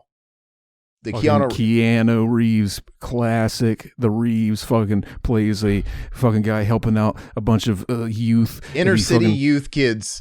Inner city posse, fucking a bunch of ICP kids, fucking throwing the balls back and forth. He coaches the fucking baseball team. And I the last time I watched it was before I ever had a letterbox, so I'm like, oh, I never reviewed this. Let me watch it again. And you know, it's a junk food movie. It's a 6 out of 10. It's very formula. We've all seen this. Like, oh, big hero white man comes to save inner city black kids that can't save themselves. It's kind of funny. So fucking cynical. I never thought of that. It wasn't just some fucking whack ass white boy. That was the Keanu Reeves and Ted Theodore Logan himself. I would fucking pay to hang out with that motherfucker. And when G Baby dies, it's like, I love that shot. I love that shot when he doesn't wake up. It's so ridiculous, but it's funny. God, this terrible movie called Look Both Ways. I don't even fucking remember it. We've been watching all the Harry Potter movies slowly but surely, and we've gotten through Goblet of Fire. Those are all consistent 7 out of 10s for me. They're all good. They're all solid. Like, they're all pretty all right. And then let me see, Orphan First Kill, 6 out of 10. Like I said, oh, the movie I want to talk about, the main one. Actually, you know what? Samaritan. It's that Prime movie with Stallone where he plays like the aging. Oh, dude, fucking so bad. It's so bad. And I want to like it because I love Stallone. And I wanted to bring this up when we were talking about dated CGI effects and new movies and budgets and them fucking giving this to the Philippines, you know, outsourcing this shit. Because the end of the movie, there was some of the worst de-aging effects I've ever seen in my life. And we're now in the age of movies having really good de-aged effects. And I was talking about this with Goat. You have a movie with like Kurt Russell when he was in Guardians of the Galaxy 2, which came out a long time ago now, 5-6 years ago. Kurt Russell looks amazing in that, like the young Kurt Russell. This movie, so that was one half of Tango and Cash, but this movie came out this year. And the whole the end of the movie, there's like it goes back in time when they were younger, and it gives you a whole bunch of exposition dump and stuff like that. And Stallone takes off his superhero mask when he was young and he was actually fighting crime. And I don't know what they were doing, but it literally looks like the Rambo video game. It looks like a PS2 game, and it looks bad. And it doesn't even look like they de-aged the actor. It looks like they just rendered a fucking weird 3D fucking head. And it looks so fucking terrible. And the thing is, you'd think if they didn't have the budget to do this right, they wouldn't hang on it for very long. I was looking at this fucking head for like 30 seconds, and I'm like, I can't do this. They better be glad I didn't like this movie before this part, because it would have ruined it had I did. If the whole movie would have been like that, I'd have to watch it. That's what I was telling Goat. I'm like, I think they should make Tango and Cash 2 and you use de-aged Kurt Russell from Guardians of the Galaxy, which looks great, and then also de-aged Stallone from this movie, which looks fucking ridiculous. Should they bring time travel into Tango and Cash universe in part 2, or should they just be reminiscing about fucking old times that we didn't see before? Fucking most of the movies in flashback form. I don't know. Fucking de-aged. I'm gonna track down some screenshots so nobody actually has to watch that piece of shit movie and just show you how fucking ridiculous it looks, and I'll have to post it in Discord. Yeah, it was just like the audacity of them doing this. And I watched Killer Joe, man. I fucking love that movie. Had you seen that? That's a William Friedkin movie. Boy, you have or have not? Is that a newer one or what? When did it come out? It's not newer. It came out in 2011. So, it's 11 years old. It's a William Friedkin movie. And it was based on a play I read after I watched it. And once you kind of see the movie, you I could totally see this as a stage play, which actually works in its favor because it's really stripped down, very minimal set pieces. And it's a fucking wild ride. It's really, really good. I jumped the gun and was like, it's a 10 out of 10, but I backed off. I'm like, it has to earn that. I gave it a 9 out of 10. I backed it off, but it was so much fucking fun, and it doesn't overstay its welcome. It's got a great cast, and Matthew McConaughey is really good. And some of the shit they do in this movie is very uncomfortable, like in a fun way. Like uncomfortable in the way that you want to watch it with somebody that you know will be uncomfortable from it and just watch how they react. But I definitely recommend it. And let's see here. History of Violence, the Cronenberg movie. I watched that, and the last Cronenberg movie I watched was Eastern Promises, and to me that movie was a disappointment. Like, I always thought that movie looked really, really cool, and I kind of walked cog swinging scene. Yeah, I thought I thought it was gonna have. I thought it was just gonna be so much better than it was, and I think I gave it like a 6 out of 10. But I walked into Eastern Promises thinking this is gonna be a great movie. I just have a feeling this is gonna be one of those 8 or 9s out of 10s, and it was a 6, which is fine. But I'm like, And then I remember Todd telling me, yeah, he didn't like that movie. My buddy Randall didn't like Eastern Promises either. But Todd said, no, I liked History of Violence is way better. So good. I'm like, okay, well, maybe there's hope for History of Violence. History of Violence is a 6 out of 10. Once again, it was fine. I don't have anything against it. I enjoyed it enough, but I'm like, man, this ain't it either. I thought this was gonna be fucking amazing. But it was gonna be amazing. Yeah, amazing. Everybody's talking about this shitty Netflix movie, Me Time, with Kevin Hart, and this is everything that's wrong with Netflix movies. It's bad. It is. I give it a 4 out of 10, and I am being very nice to it. I'm giving it a 4 out of 10 because I actually finished it. It's like that other Netflix movie I watched not that long ago, Man from Toronto, with Kevin Hart and Woody Harrelson. It's the same. I gave it a 4 out of 10 because I was able to finish it. But dude, these are bad movies. And this is what people consume. They have the lowest budgets. They look like YouTube videos. Everything's filmed in front of a green screen, and they're just bottom of the barrel writing. And Kevin Hart plays the same fucking guy in every movie now, where he's this really uptight fucking family guy that needs to loosen up.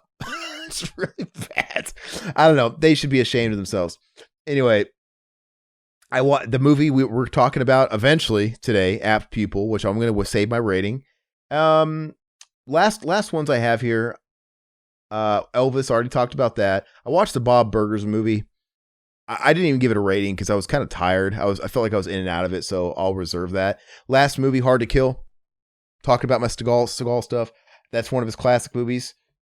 6 out of 10. What a crazy movie. It's absolutely absurd. And I don't know what to say about it. It's just fucking bananas. I love that this guy, the last thing he remembers, he gets put in a coma. That's the movie. His family gets killed. There's a home invasion. He hears some information from a crooked senator that he shouldn't be hearing or whatever, and he might take this senator down. And so the senator hires his goon thugs to raid his house in the middle of the night and kill him and his family. They kill the wife. They think he thinks he kills his kid, and they think they kill Seagal. And well, turns out Seagal's not really dead. And his buddy, who's like head of the police, decides to make everybody think he's dead because, we don't want, and he lets him. They have a phony funeral and the whole thing, and he's in a coma. Like, if he was literally in a coma that long, he wouldn't be that hard to kill. He just sneak into the hospital. Like, how incompetent are these fucking bad guys? So no, they explain that. He's like, no, we faked your death. We reported that you were dead. We had the funeral and everything, and then he's in a coma, and he's in a coma for like 8 years. I think it was 8 years, and I love it, man. They show the passage of time. This is how they pass time in the world of Steven Seagal movies. He's got the worst Geico caveman glued on mustache beard. See, I might have seen this movie because whenever you said Hard to Kill, I was like, why is the only thing coming to my mind fucking Seagal with a bad fucking beard wig on? It's funny because it's Seagal, but then it's like, yeah, when he's aged, he just got the worst glued on fucking thing. It's terrible.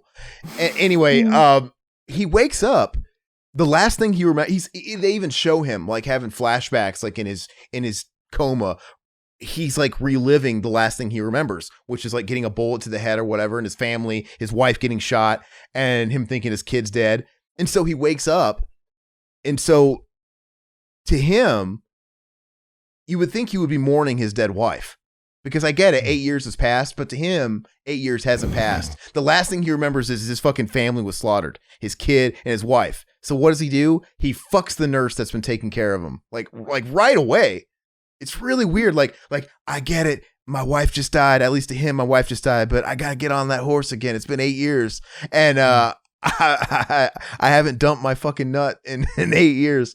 How does that work? When you're in coma, does the nurse, I know the nurse will bathe you, they'll shave you. For some reason, they didn't shave him. I've never seen that when a guy's in a coma and he didn't have a beard and he was clean shaven. They just let him grow out to look like the fucking Yeti. It's weird. But did they jerk him off to like let that nut out?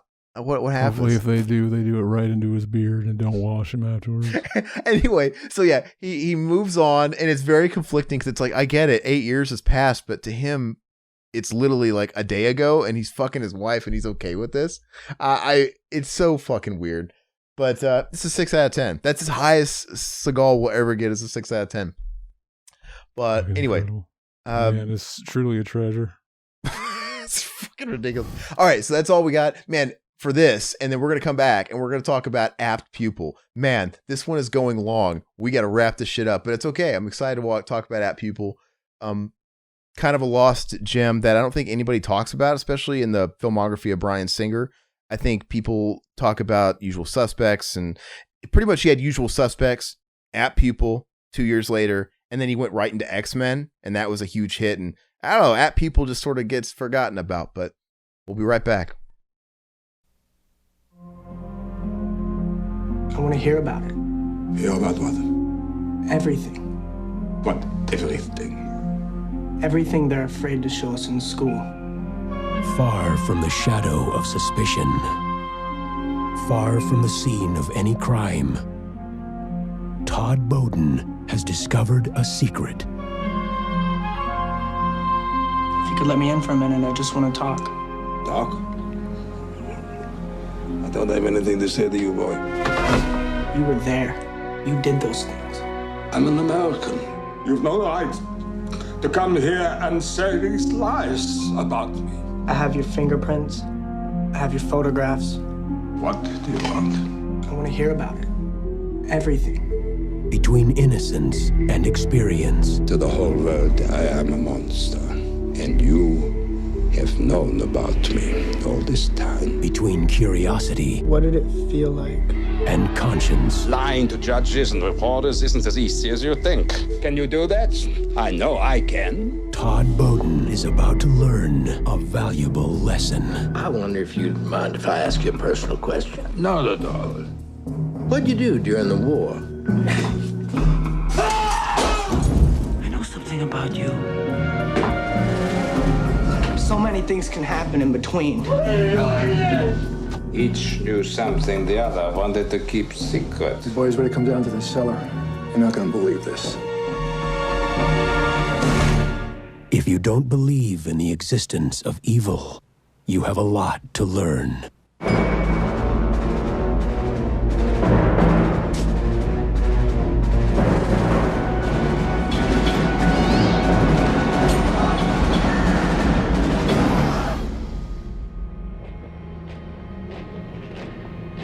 Todd Bowden, yes, that was his name. He wanted to know everything. That was how he put it, yes. Everything.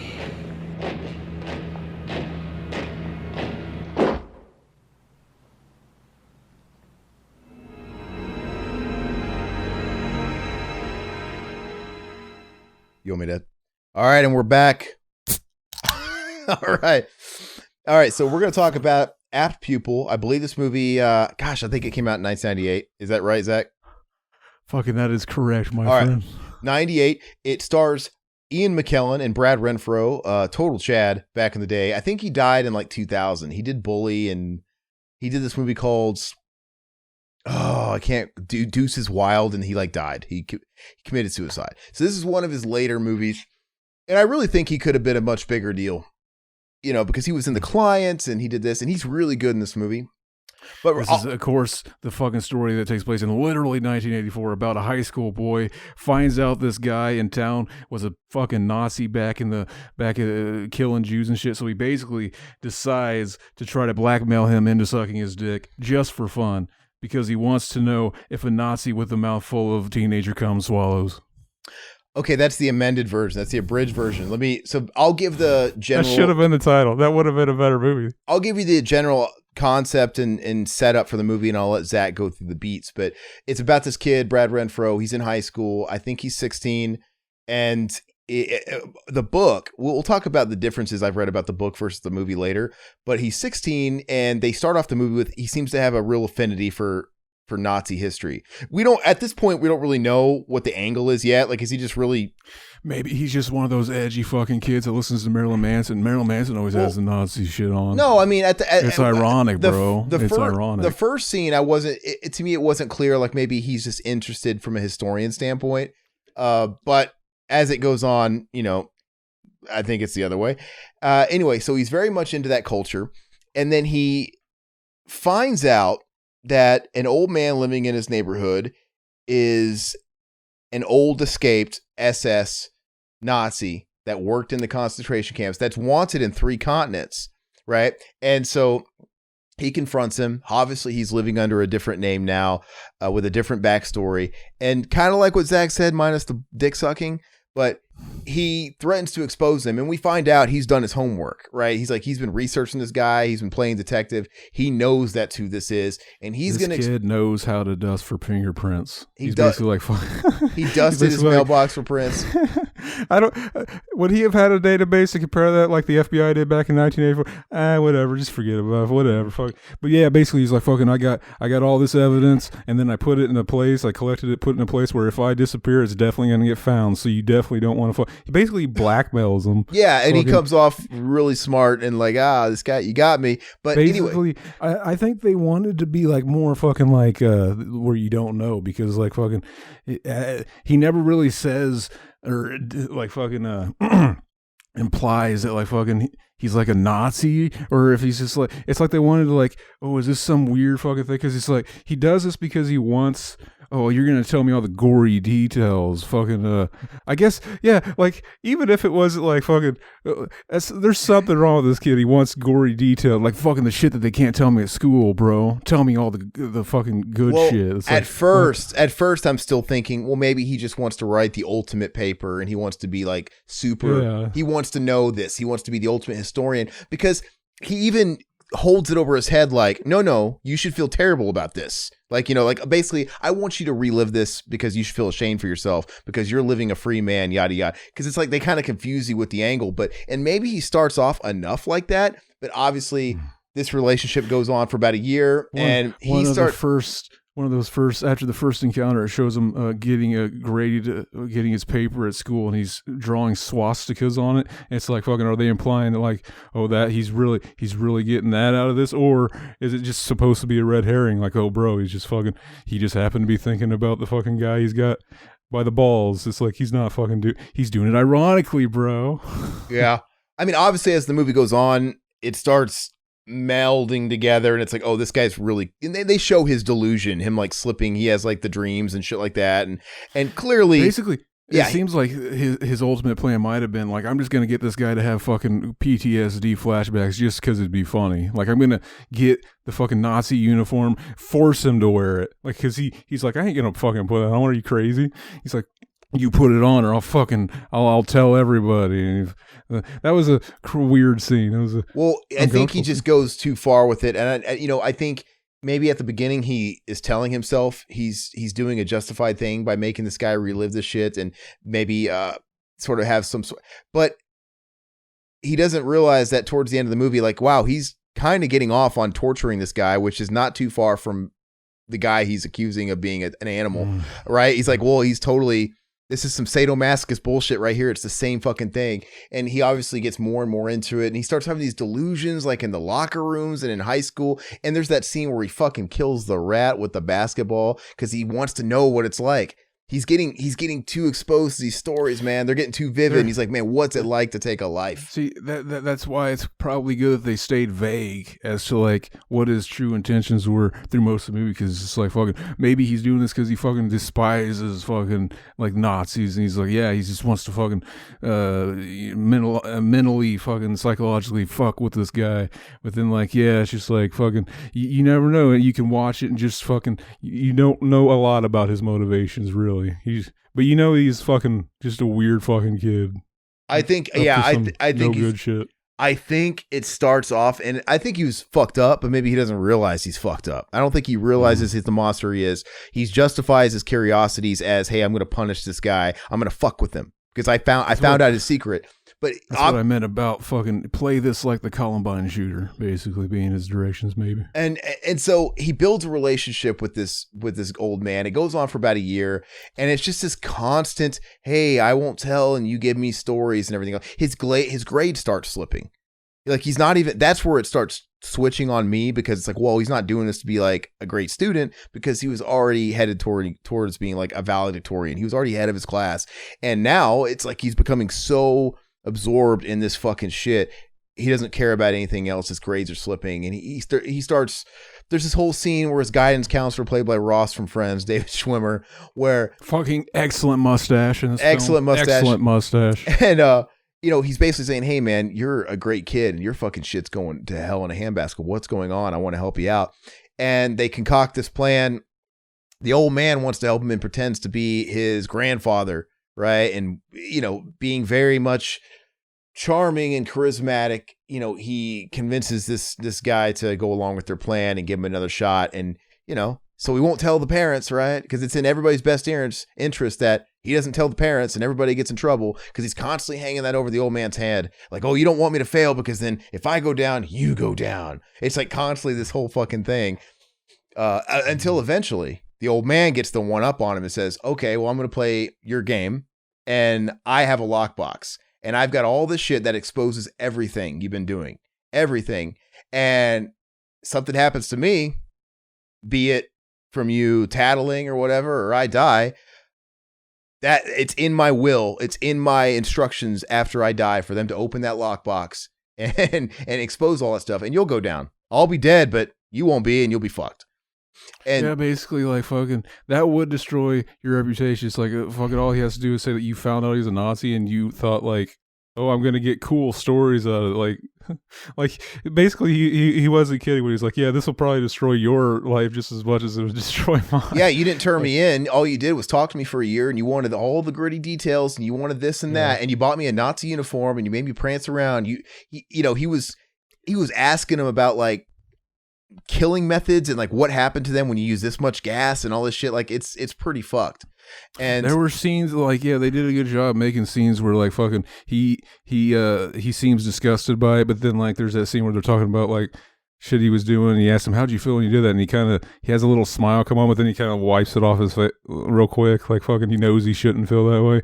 And it's like, fucking, and then you kind of see it start to come back when he forces him to put the Nazi uniform on. He's forcing him to march like he did, fucking, and then he just starts losing it, baby. Fucking does the Hitler salute. Yeah, he starts having a mental breakdown because something clicks in his brain, which gives him the hunger again. That's what he clicks something in his brain, and that's when he kills Elias Codius, Casey Jones, the homeless guy that wants to suck his dick for $10. That's what he says. Chad. He goes. That's what he says. It's like, you think in the morning when this is all done, you can give me $10. He was gonna do all this stuff, and suck a dick and stuff like that, and fuck him for $10. Regardless, basically, Elias, our boy Casey Jones, he's a fucking homeless guy going through his trash, and he looks up and sees him in the window wearing the Nazi uniform. And then the next time we see fucking Casey Jones, he's on the bus and he follows him, and then fucking our boy, he fucking takes Casey Jones back to his hotel. I literally thought they were gonna fuck. I literally thought, like, fuck, because I was like, and then when it's revealed what happens. If we'll get to that. Well, so Casey Jones, he says, I don't think he really caught any of the Nazi stuff. He makes mention of, I can be just like your little boy toy that's always over here. He assumes that they have this weird romantic thing going on because he's always hanging out with this little boy, and it's fucking awkward. And yeah. And he uses this opportunity to recapture that old feeling of taking a life. And he like, what does he stab him in the head, or he stabs him somewhere, and he pushes him downstairs, and he's keeping him in his cellar. But then he starts going into cardiac. And so he doesn't know what to do, because it's like, oh, well, shit. This guy's still alive. I'm having a fucking issue. I'm going to die. What do? I can't kill this guy, and I can't call the paramedics because there's a fucking dead guy that's not dead, and he's in my cellar and whatever. So he calls his best friend, the kid, and the kid comes over because why not? Now they have each other on the hook. He's like, look, you don't want me to die because he has that lockbox. I die, I have a heart attack, you're fucked. So come over here and help me with this situation because I need an ambulance, but we got a guy to deal with. He doesn't tell him about the body, the guy he attacks. He comes over and he goes to the basement, and I was shouting at the screen like, why are you walking towards the basement like that? Don't you watch movies, bro? He's gonna push you down there. What the fuck? And then he pushed him down there and locked him. And I guess that's supposed to put him in a situation where he has to kill the guy, but like he still didn't have to kill the guy. Like he was just, he was coming at him like, help me. You could just be like, hey man, I'm like you, man. I'm the guy, I'm the little fuck boy kid you saw. And he's like, I could save you. Yeah, I remember thinking that, but did he know that did the Nazi guy know that he was still alive, or did he think he was dead? Did he think he was just pushing him down there and he was going to lock him down there for a little bit, yell at him a little bit, like try to get him to follow some plan, but it just didn't work out that way? I feel like he did know he was alive, because why else would he had to have called him? Because if he called the ambulance, they're not going to look in his basement for a dead guy. Probably not. But if he's still alive, man, they're going to hear this guy. They're going to hear this guy. Something's going to happen. So I think he had to call him to come and finish the job. And then so they took him away to the hospital, and he ends up coming back later and burying the body, right? He buries the body. There was a scene. We see that scene where fucking John Woo comes up as a guest director for no reason. Basically, doves walk into the school and he fucking smashes the dove. So then, like, yeah, we do kind of. That's when we kind of see, like, fucking maybe this kid is fucking nut job. Maybe he could kill fucking Casey Jones in the cellar. We don't know. And also, he's just becoming desensitized because he's losing interest in girls and his girlfriend. He doesn't. There's a constant little subplot about his girlfriend, and you have Joshua Jackson, right? Like, oh man, like your girl, like blah blah blah. And yeah, she's sucking his dick and he can't get hard. Being a Nazi really fucks with your libido. Well, no, but I think he's just desensitized by all the shit he's experiencing and exposing himself to. And I think he doesn't get excited from his girlfriend and getting head, but he gets a certain kind of arousal watching that guy walk around in the Nazi uniform and do the marching and shit like that, right? He was getting some sort of satisfaction from that. And I think I don't know if I don't really think it's a gay thing. I just think it's on a level of those serial killers that literally get off on hurting people. Like, he's all into the red pill philosophy. He's like, fucking Hitler was a guy that fucking smacked women around and fucking took all the pussy he wanted and fucking didn't take no for an answer. Very stoic. I think he's one of those guys that he gets off to hurting people or power or just being like, the whole sadomasochist thing, that whole fucking thing. And he was just getting warped. But anyway, so Ian McKellen goes to the hospital. He's saved. He's going to make it great. Everybody's reputations are safe for now. He has to go back and bury the body while he's in the hospital, and kind of expediting things along. When he goes back to the hospital, this is also the biggest what the fuck moment of the movie. Like, there just so happens to be next to him in the hospital bed a Holocaust survivor where his family was literally killed by this man. And they both live in the same city in America. Like, what? It's a small fucking world, baby. He went into the wrong fucking hospital that day.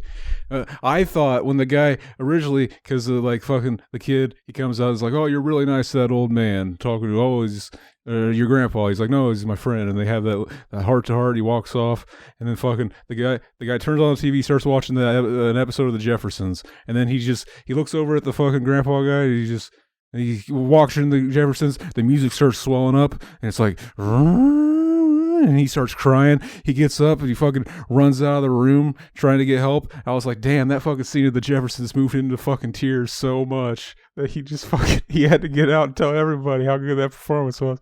I was so, and then it's like, oh shit. He was in the he recognized him, baby.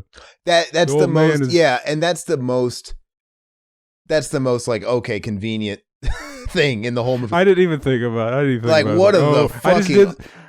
I didn't see it coming. It's just like, fucking, no, I was just, the whole time I was just like, where is this movie go? I noticed like halfway in, and it's like, fucking, I am so into this movie. I have no idea where it's going. Literally, the main character could die right now, and the rest of the movie could be the old man trying to hide that he killed a kid. I don't know. Fucking, where is this going? This guy's so protective about protecting his identity, and he's been living in the States for so long, where by this logic of how he got recognized, he could have been recognized by anybody at the grocery store at any time, because clearly all Nazi survivors live in bumfuck USA or Boston or wherever I don't know. I'm not saying it's impossible. And I'm not shitting on the movie for that little nitbit, because who knows? Life's funny. Life's funny like that, and funny shit happens. They met up conveniently one time before. Why is it any less possible for it to happen twice? And karma's a real thing, right? Like, maybe the world works in mysterious ways. Sometimes that makes fucking stories really interesting. It's just like fucking things like that, and just pointing out the fact that fucking karma and shit like that. It doesn't have to be a plot device, Aaron. It's just like fucking karma. So anyway, he wakes up with the police around him and shit like that, and he's been exposed and all this stuff. And it's also like the guy from some Israeli head that works with Interpol or whatever that obviously wants this guy on a fucking stake. He's, representing the Jewish people.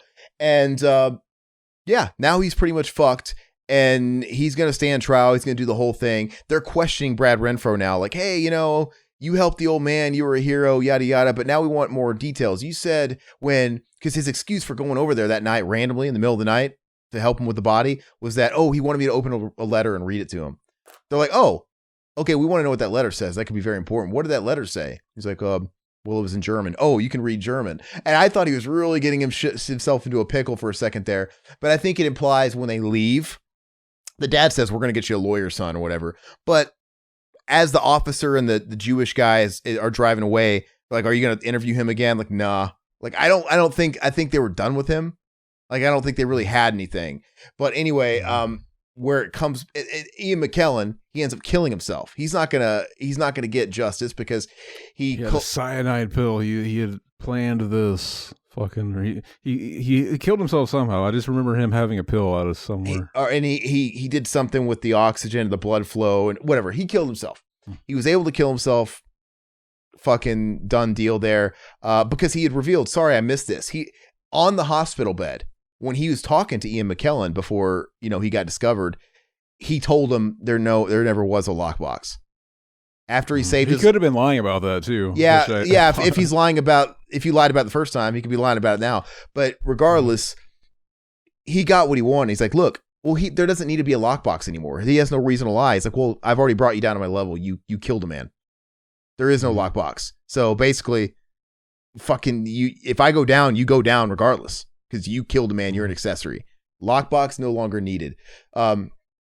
Anyway, so. But they go part their ways. He goes home and he gets discovered. So here we are now. Fast forward, Brad Renfro's graduating. He passed. He got his grades up, right, as the agreement was with David Schwimmer. And when they're at he's given a valedictorian speech. He still makes it head of the class. And right, he's like, he meets David Schwimmer at the. Honestly, if that was me, I would have been like, hey, I'm not going to graduation. Because it's like, I feel like I could get discovered. My teacher could see my parents and ask an awkward question, or the guidance counselor rather. Like, why would you want to fuck with that? But he sees him. He introduces his parents. He's like, oh, where's your grandfather? Oh, my grandfather he couldn't make the drive because he lives out here. Like, what?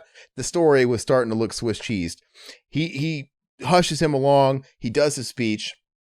He graduates. Then we fast forward. I think this is the end scene. Brad Renfro's at home. David Schwimmer comes to his door and he basically says, hey, look, I got to talk to your parents. They're not home. Like, well, I have to tell him. I have to, because he discovered it. He saw the old man on the news who was doxxed as the communist. And it's like, that's the guy that came into my office saying he was your grandfather. You guys this is the ending of the movie too. If people spoil it, the ending of the movie. And he's like, I'm talking to your parents. Like, there's some nefarious shit going on. He's like, he's basically like, just leave well enough alone. It's over. The guy's dead. Go about your life. I'll go about mine, right? And he's like, no, I have to fucking talk to your parents. This is fucked up. I think it's kind of fucked up. He didn't want to just go to the police. He just wanted to talk to the parents. I don't know. But anyway, Brad Renfro does. He was going to blackmail the parents, and fucking the kid really stopped him before he could. Yeah, okay.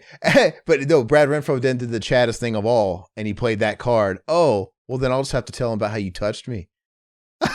He should have called his bluff. What are they gonna believe you? And he could have just looked at him and said, like, dude, you got the fucking worst pedophile mustache ever. He's like, fuck. He basically, right. he at this point, he shows that he's now full on sociopath, right? He full on sociopath. Like, oh no, yeah. He's like, oh, you gave me your phone number and you want to be my friend and you want to do all this stuff. Like, yeah, it's like, can you touch me? Like, who do you think they're gonna believe? All this whole thing. and he gets off and he wins. And you could tell he got off on that. More manipulation, total sociopath. The movie literally ends with the bad guys winning. Fucking the Nazi, he got to fucking take the easy way out. Fucking Renfro, he's gonna get to go on, fucking have a life, even though he did something crazy. Fucking, it's almost like the world's reversed. Fucking, he gets to just start over. Fucking, he gets that privilege or whatever. Before we go into like our thoughts on the movies and our grades, I want to talk about. I haven't read the novella, but I used to own the short story book that it came from. Change of Seasons, or no, what is it called? Not a Change of Seasons, something like that. Something with seasons. Real quick, we need to bring up how fucking hard was Bryan Singer filming that shower scene. Oh no! It's got gay overtones all over it, which I think throws off the narrative a little bit because it had you asking, wait a second, is Brad, is he gonna get gay because he's not getting hard from his girlfriend? And there's also that scene where she's like, what, maybe you don't like girls, and he kind of gives a little look to the camera like, oh shit, she touched a nerve. So they kind of play it off like, oh, is that going to be a thing? Because there's so much, like, there's the shower stuff and all that. There's a lot of that, but it really doesn't go anywhere. And to me, that's just an unnecessary Bryan Singer thing because he likes to just lay that. I like that scene because the camera pans and it becomes the fucking Holocaust. It's gas chamber. That's pretty creepy. But anyway, I don't really. And they did it without fucking cutting too. They did the thing where it's like the camera gets here, we're gonna change the lighting. The kids that were just standing there, we're going to have them walk off the set. We're going to bring in fucking older people. And the movie's pretty controversial because that's like Bryan Singer got sued because a couple of 14 boys in that scene that were, I guess, were saying, yeah, he forced them to get naked. And because is it a little weird to show a high school nude shower scene with like underage boys? Yeah, that's a little bit weird. And yes, I mean in a way it's no different than fucking all of our favorite movies showing high school girls showers, but don't fucking force anybody. They really got that. Like these, okay, but in those movies that you're talking about, like The Stepfather, it was like an 18-year-old playing a 16-year-old. These were real 14-year-old kids. That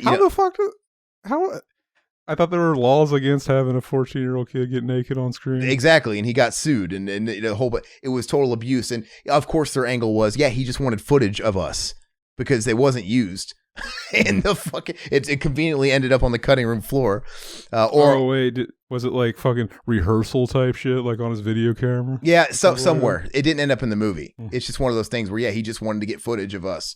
Because, Bryan Singer, he got canceled, #canceled. He did the Queen movie too, but he got canceled. He did the Queen movie after he got canceled. I don't know how that works. Well, no, he was already knee deep in the Queen movie when he got canceled and all that shit was going on. So by the time it came out, they weren't attaching his name to it.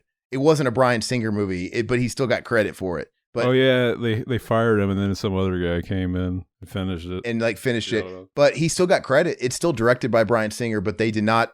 It doesn't say a film by Bryan Singer. They really bury that shit. And it was weird because that was the biggest movie of the year and it won all the Oscars and everything else. And it's like, wow, I bet he feels real terrible like about what he did because he's going out with a bang. But anyway, the difference is, so that was a controversy with the movie. Basically, life imitating art. The Nazi got to die. Fucking pedophile got to live on. I mean, if you listen, or does he get to keep making movies? If you hear, no, I mean, he's pretty much been persona non grata since. I guess if you have your own money, you get to make as many movies as you want, like Idris Elba. Well, he was persona non grata now, even if he did make the Queen movie. And if you hear about all the stories and shit that came out against him, he's a real piece of shit. You know what I mean? And it doesn't do well for the stereotype of like that old Southern Baptist. Oh, gay people are pedophiles. They're all the same. He's not a very good poster boy for fighting that because he's a gay guy that's a predator, hardcore. But anyway, there's bound to be one. There's bound to be one. Just one. Anyway, that aside, the differences between the novella, which the same novella, it also had The Shawshank Redemption. It had Apt Pupil. It had, there was another big one. What's the other big one? Oh, I can't think of it, man. Another really big Stephen King one. I lost it again. Dolores Claiborne. Oh, I don't know if that was in that or not. It might have been, but there was another one. I can't think of it. But I love short stories because they always make really, really great features, right? Because they could just expand and do whatever they want. But anyway, in the novella. Oh, yeah. Go ahead. Another scene I want to bring up. I wrote down the kitty scene before he goes for the person to kill. He fucking dude. There's that scene where he turns on the oven. He's just got his cat. He's just fucking petting it, and you just think everything's wrong. And it's like, kitty, bro. It's just like, what does he say when he throws? He tries to throw it in the oven, and it's fucking able to save itself. First of all, that scene was shot really well. Like the fact that it looks like the kitty's touching the flames, right? And even was touching it, but it was making me feel very uncomfortable. Oh my God, this is because I was really scared for that cat. My stomach was churning. But that's one of the differences in the novella. In the novella, he really does burn the cat. He really does cook the cat. Well, he did burn the cat. Well, no, he really does successfully get it in the oven and kill it that way. So that's a difference too. And another difference in the novella is it goes across a longer period of time. Like I think the boy starts as 13 and goes all the way up to like 17 or 18. It goes across 4 or 5 years. And they just avoided that altogether because it's like de-aging and dealing with like young actors to keep playing the same kid is difficult. Let's just get this down to 1 year. But anyway, the book is at the point of the homeless guy, like around that stuff, basically him and the Nazi and the kid, they both become full-blown serial killers. Once he unlocks like his brain and all that shit like that, both the 13-year-old, he's like a little Mikey. They're killing people and they're enjoying it. Like it's not exactly subtle. And one of the most controversial things in the book, they didn't put in the movie, he has a dream sequence. He wakes up, he has his first wet dream as like a kid, as like a 12, maybe he's like 11 or 12. I don't remember how old he is. But when he's really young, he has his first wet dream and it's him in a gas chamber in concentration camp in Nazi Germany. And he's being overseen by the Nazi guy he's talking to every day. And there's these Jewish girls that they're leading to the gas chamber and he gets to be the Dr. Death and he rapes one of them. And the Ian McKellen character gives him like some like electricity infused condom thing to wear, and he fucks her while he fries her. It's his Jewish. It's really fucked up the way they describe it, and it's totally Stephen King.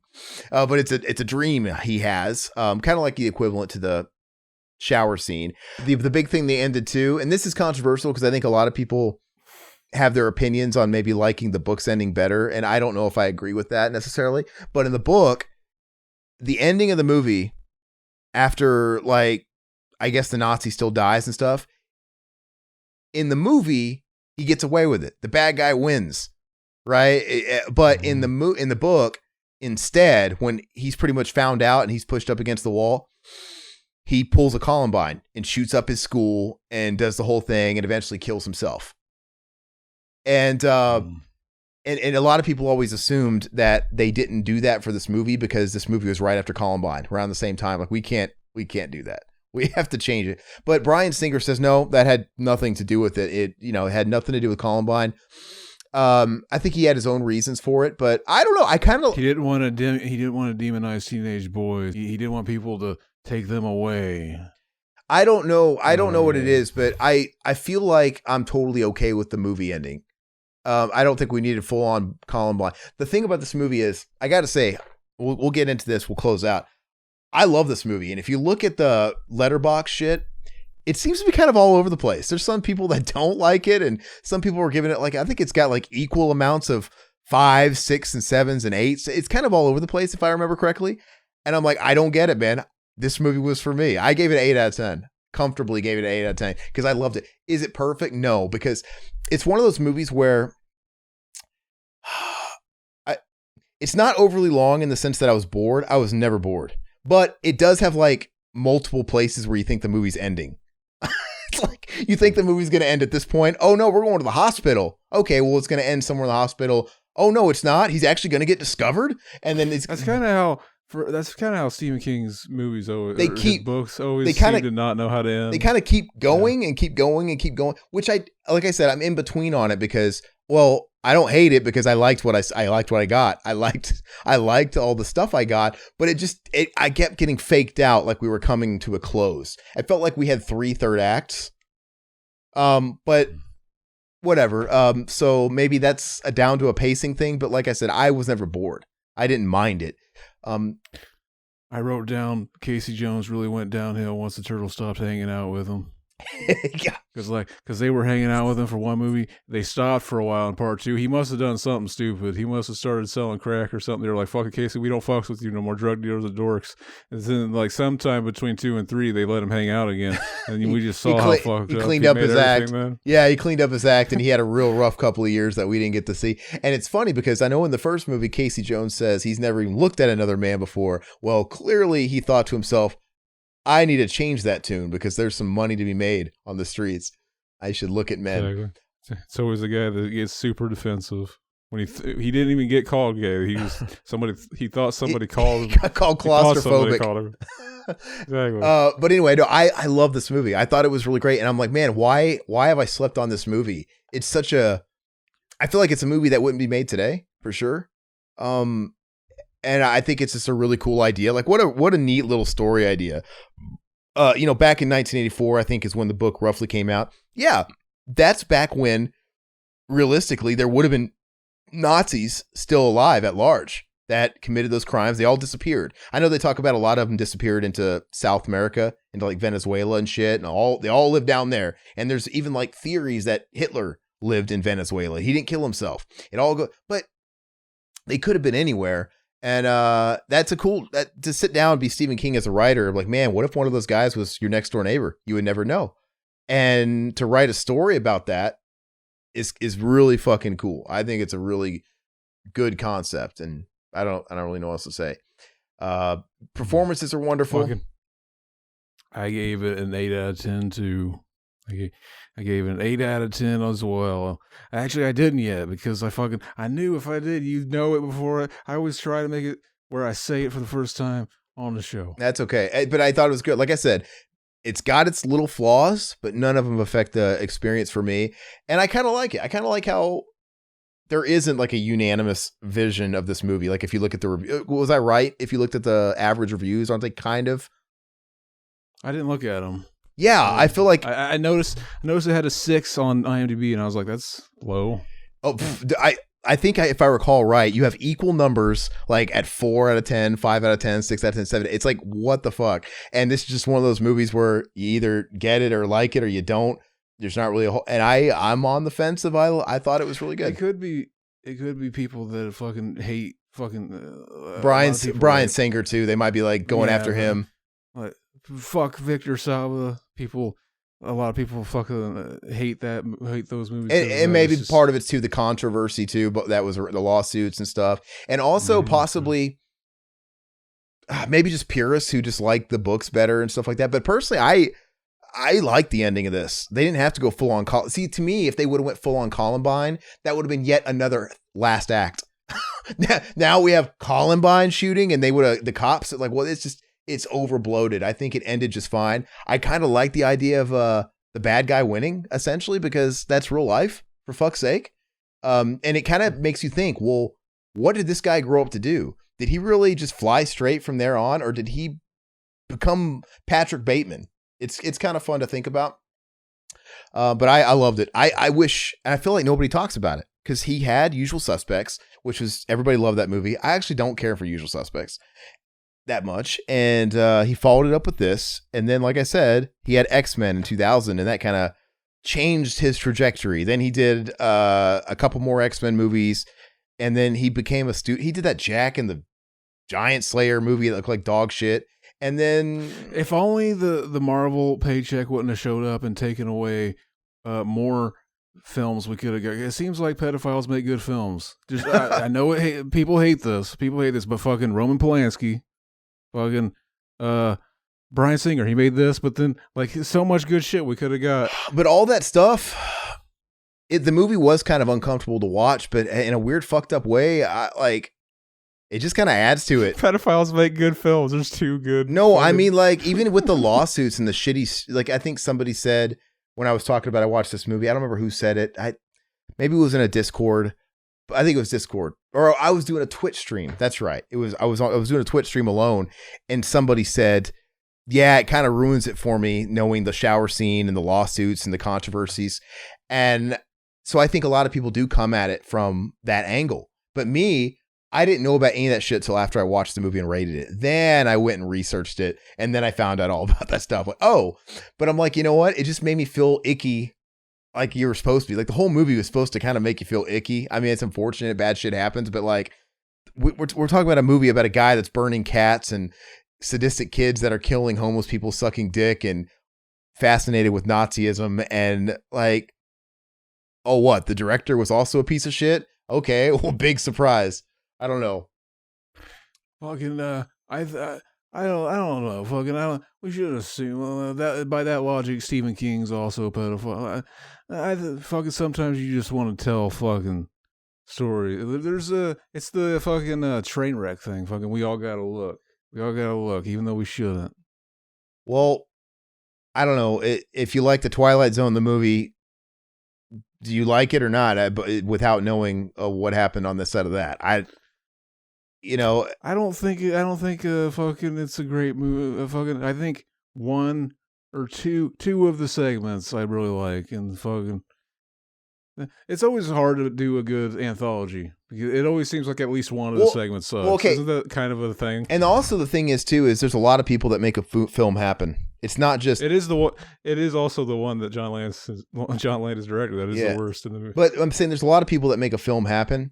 Right. And maybe you could, a lot of people have that argument like, yeah, but it wasn't just this guy that made this movie. Like, should we just burn this movie at the cross because of what one guy did? And also, not that I'm justifying it, because obviously everybody has their lines. Like Victor Salva disgusts me because just the visual of what he did on that movie, I personally cannot. I thought you were going to say the visual of him doing that. Like, he is an ugly motherfucker. No, I'm just saying, like, to me, I don't know, for some reason that one's a little too close to home. Like, it's just like, dude, I got the visual in my head of him grooming this little boy that was in the movie and him doing what he did to this boy and fucked his life. Like, I don't know, just the visual that it ruins it for me. Whereas I watched this movie without knowing the Bryan Singer stuff. Oh, I knew he was a piece of shit and I knew all that other stuff that came after, but I didn't know about the lawsuits about the boys. But even then, I know it's bad, but he didn't quite do what Victor Salva did. Victor Salva. He didn't do the same thing. Victor Salva fucked a little boy. He did terrible things. Bryan Singer did terrible things. He took advantage of these 14-year-olds and took pictures of them and videos of them, like for a movie, and they felt violated. That is terrible, but that is not the same as getting sodomized and being in that weird relationship. It's not quite the same level of severity. So I don't know. They're all pieces of shit, but yeah, I don't know. The movie's good. What the fuck can I say? I like the flick. Is this out on Blu-ray? Or is this one? No, like I said, I feel like it kind of got buried, and I don't think it's on Blu-ray, and it's not a movie they ever like played on TV a lot or anything. I don't know why this just got buried. I don't think it was a huge hit at the box office either. I think it was a bomb. I don't know. It's just one of those flicks, but I think it's good. In fact, I never heard of it until we did it. Oh, I didn't know Stephen King made it. I didn't know. Well, it was based on his book. Yeah, I feel like if more people talked about this movie online, it would be a Criterion release. And maybe if Bryan Singer wasn't attached to it, it would be a Criterion release, because it's one of those types of flicks. I don't know. I dug it. 8 out of 10 for both of us. So we'll wrap up. It'll be Zach's turn next time to do Cinema Enema. Like I said, we're gonna try and do a commentary. We're gonna do Broken Arrow next, whenever we can get Riverman scheduled in. Other than that, thank you for following along and not falling asleep, because this one went kind of long. But follow us on YouTube. Please comment, interact with the video. I think I might know what I want to do for the next episode. You want to spoil it now? Fucking, we might do 2 in a row of fucking unappreciated Stephen King. Have you ever seen Dolores Claiborne yet? I still haven't seen Dolores Claiborne. Let's do it. I would love to. I've been wanting to watch it because I've been meaning to watch it, and I started it one night in the opening credits, and we turned it off just because I don't know, but I never watched it. So all right, that I'll get that watched then. All right, so Dolores Claiborne, and follow us on YouTube. Please interact with the videos, help us out with the algos, like the video, hit the notification bell. Check out all the other content we have on there. And also, as a reminder, we're doing Twitch now pretty extensively. Tuesdays, Thursdays, 8 to 10 Central Time. Other times as well, just not scheduled, not ironed in there. And follow us, support us on Patreon. Early access and bonus materials, and buy a shirt, Teespring, all that good stuff. That's it. Adios. Do a big cum. Bye. Watch Apt Pupil. Don't get influenced by it. Cum in a pupil. Ooh. Cum in someone's pupil. Oh, no, that sounded terrible. No. A pupil as in like a kid. Like, you're like... I meant eyes. Yeah, cum in eyes. Cum in a pupil. I get it.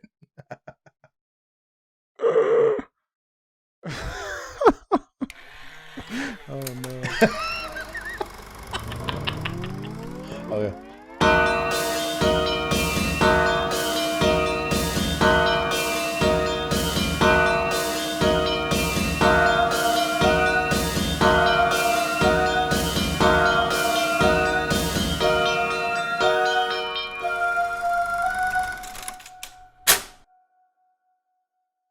Bible house.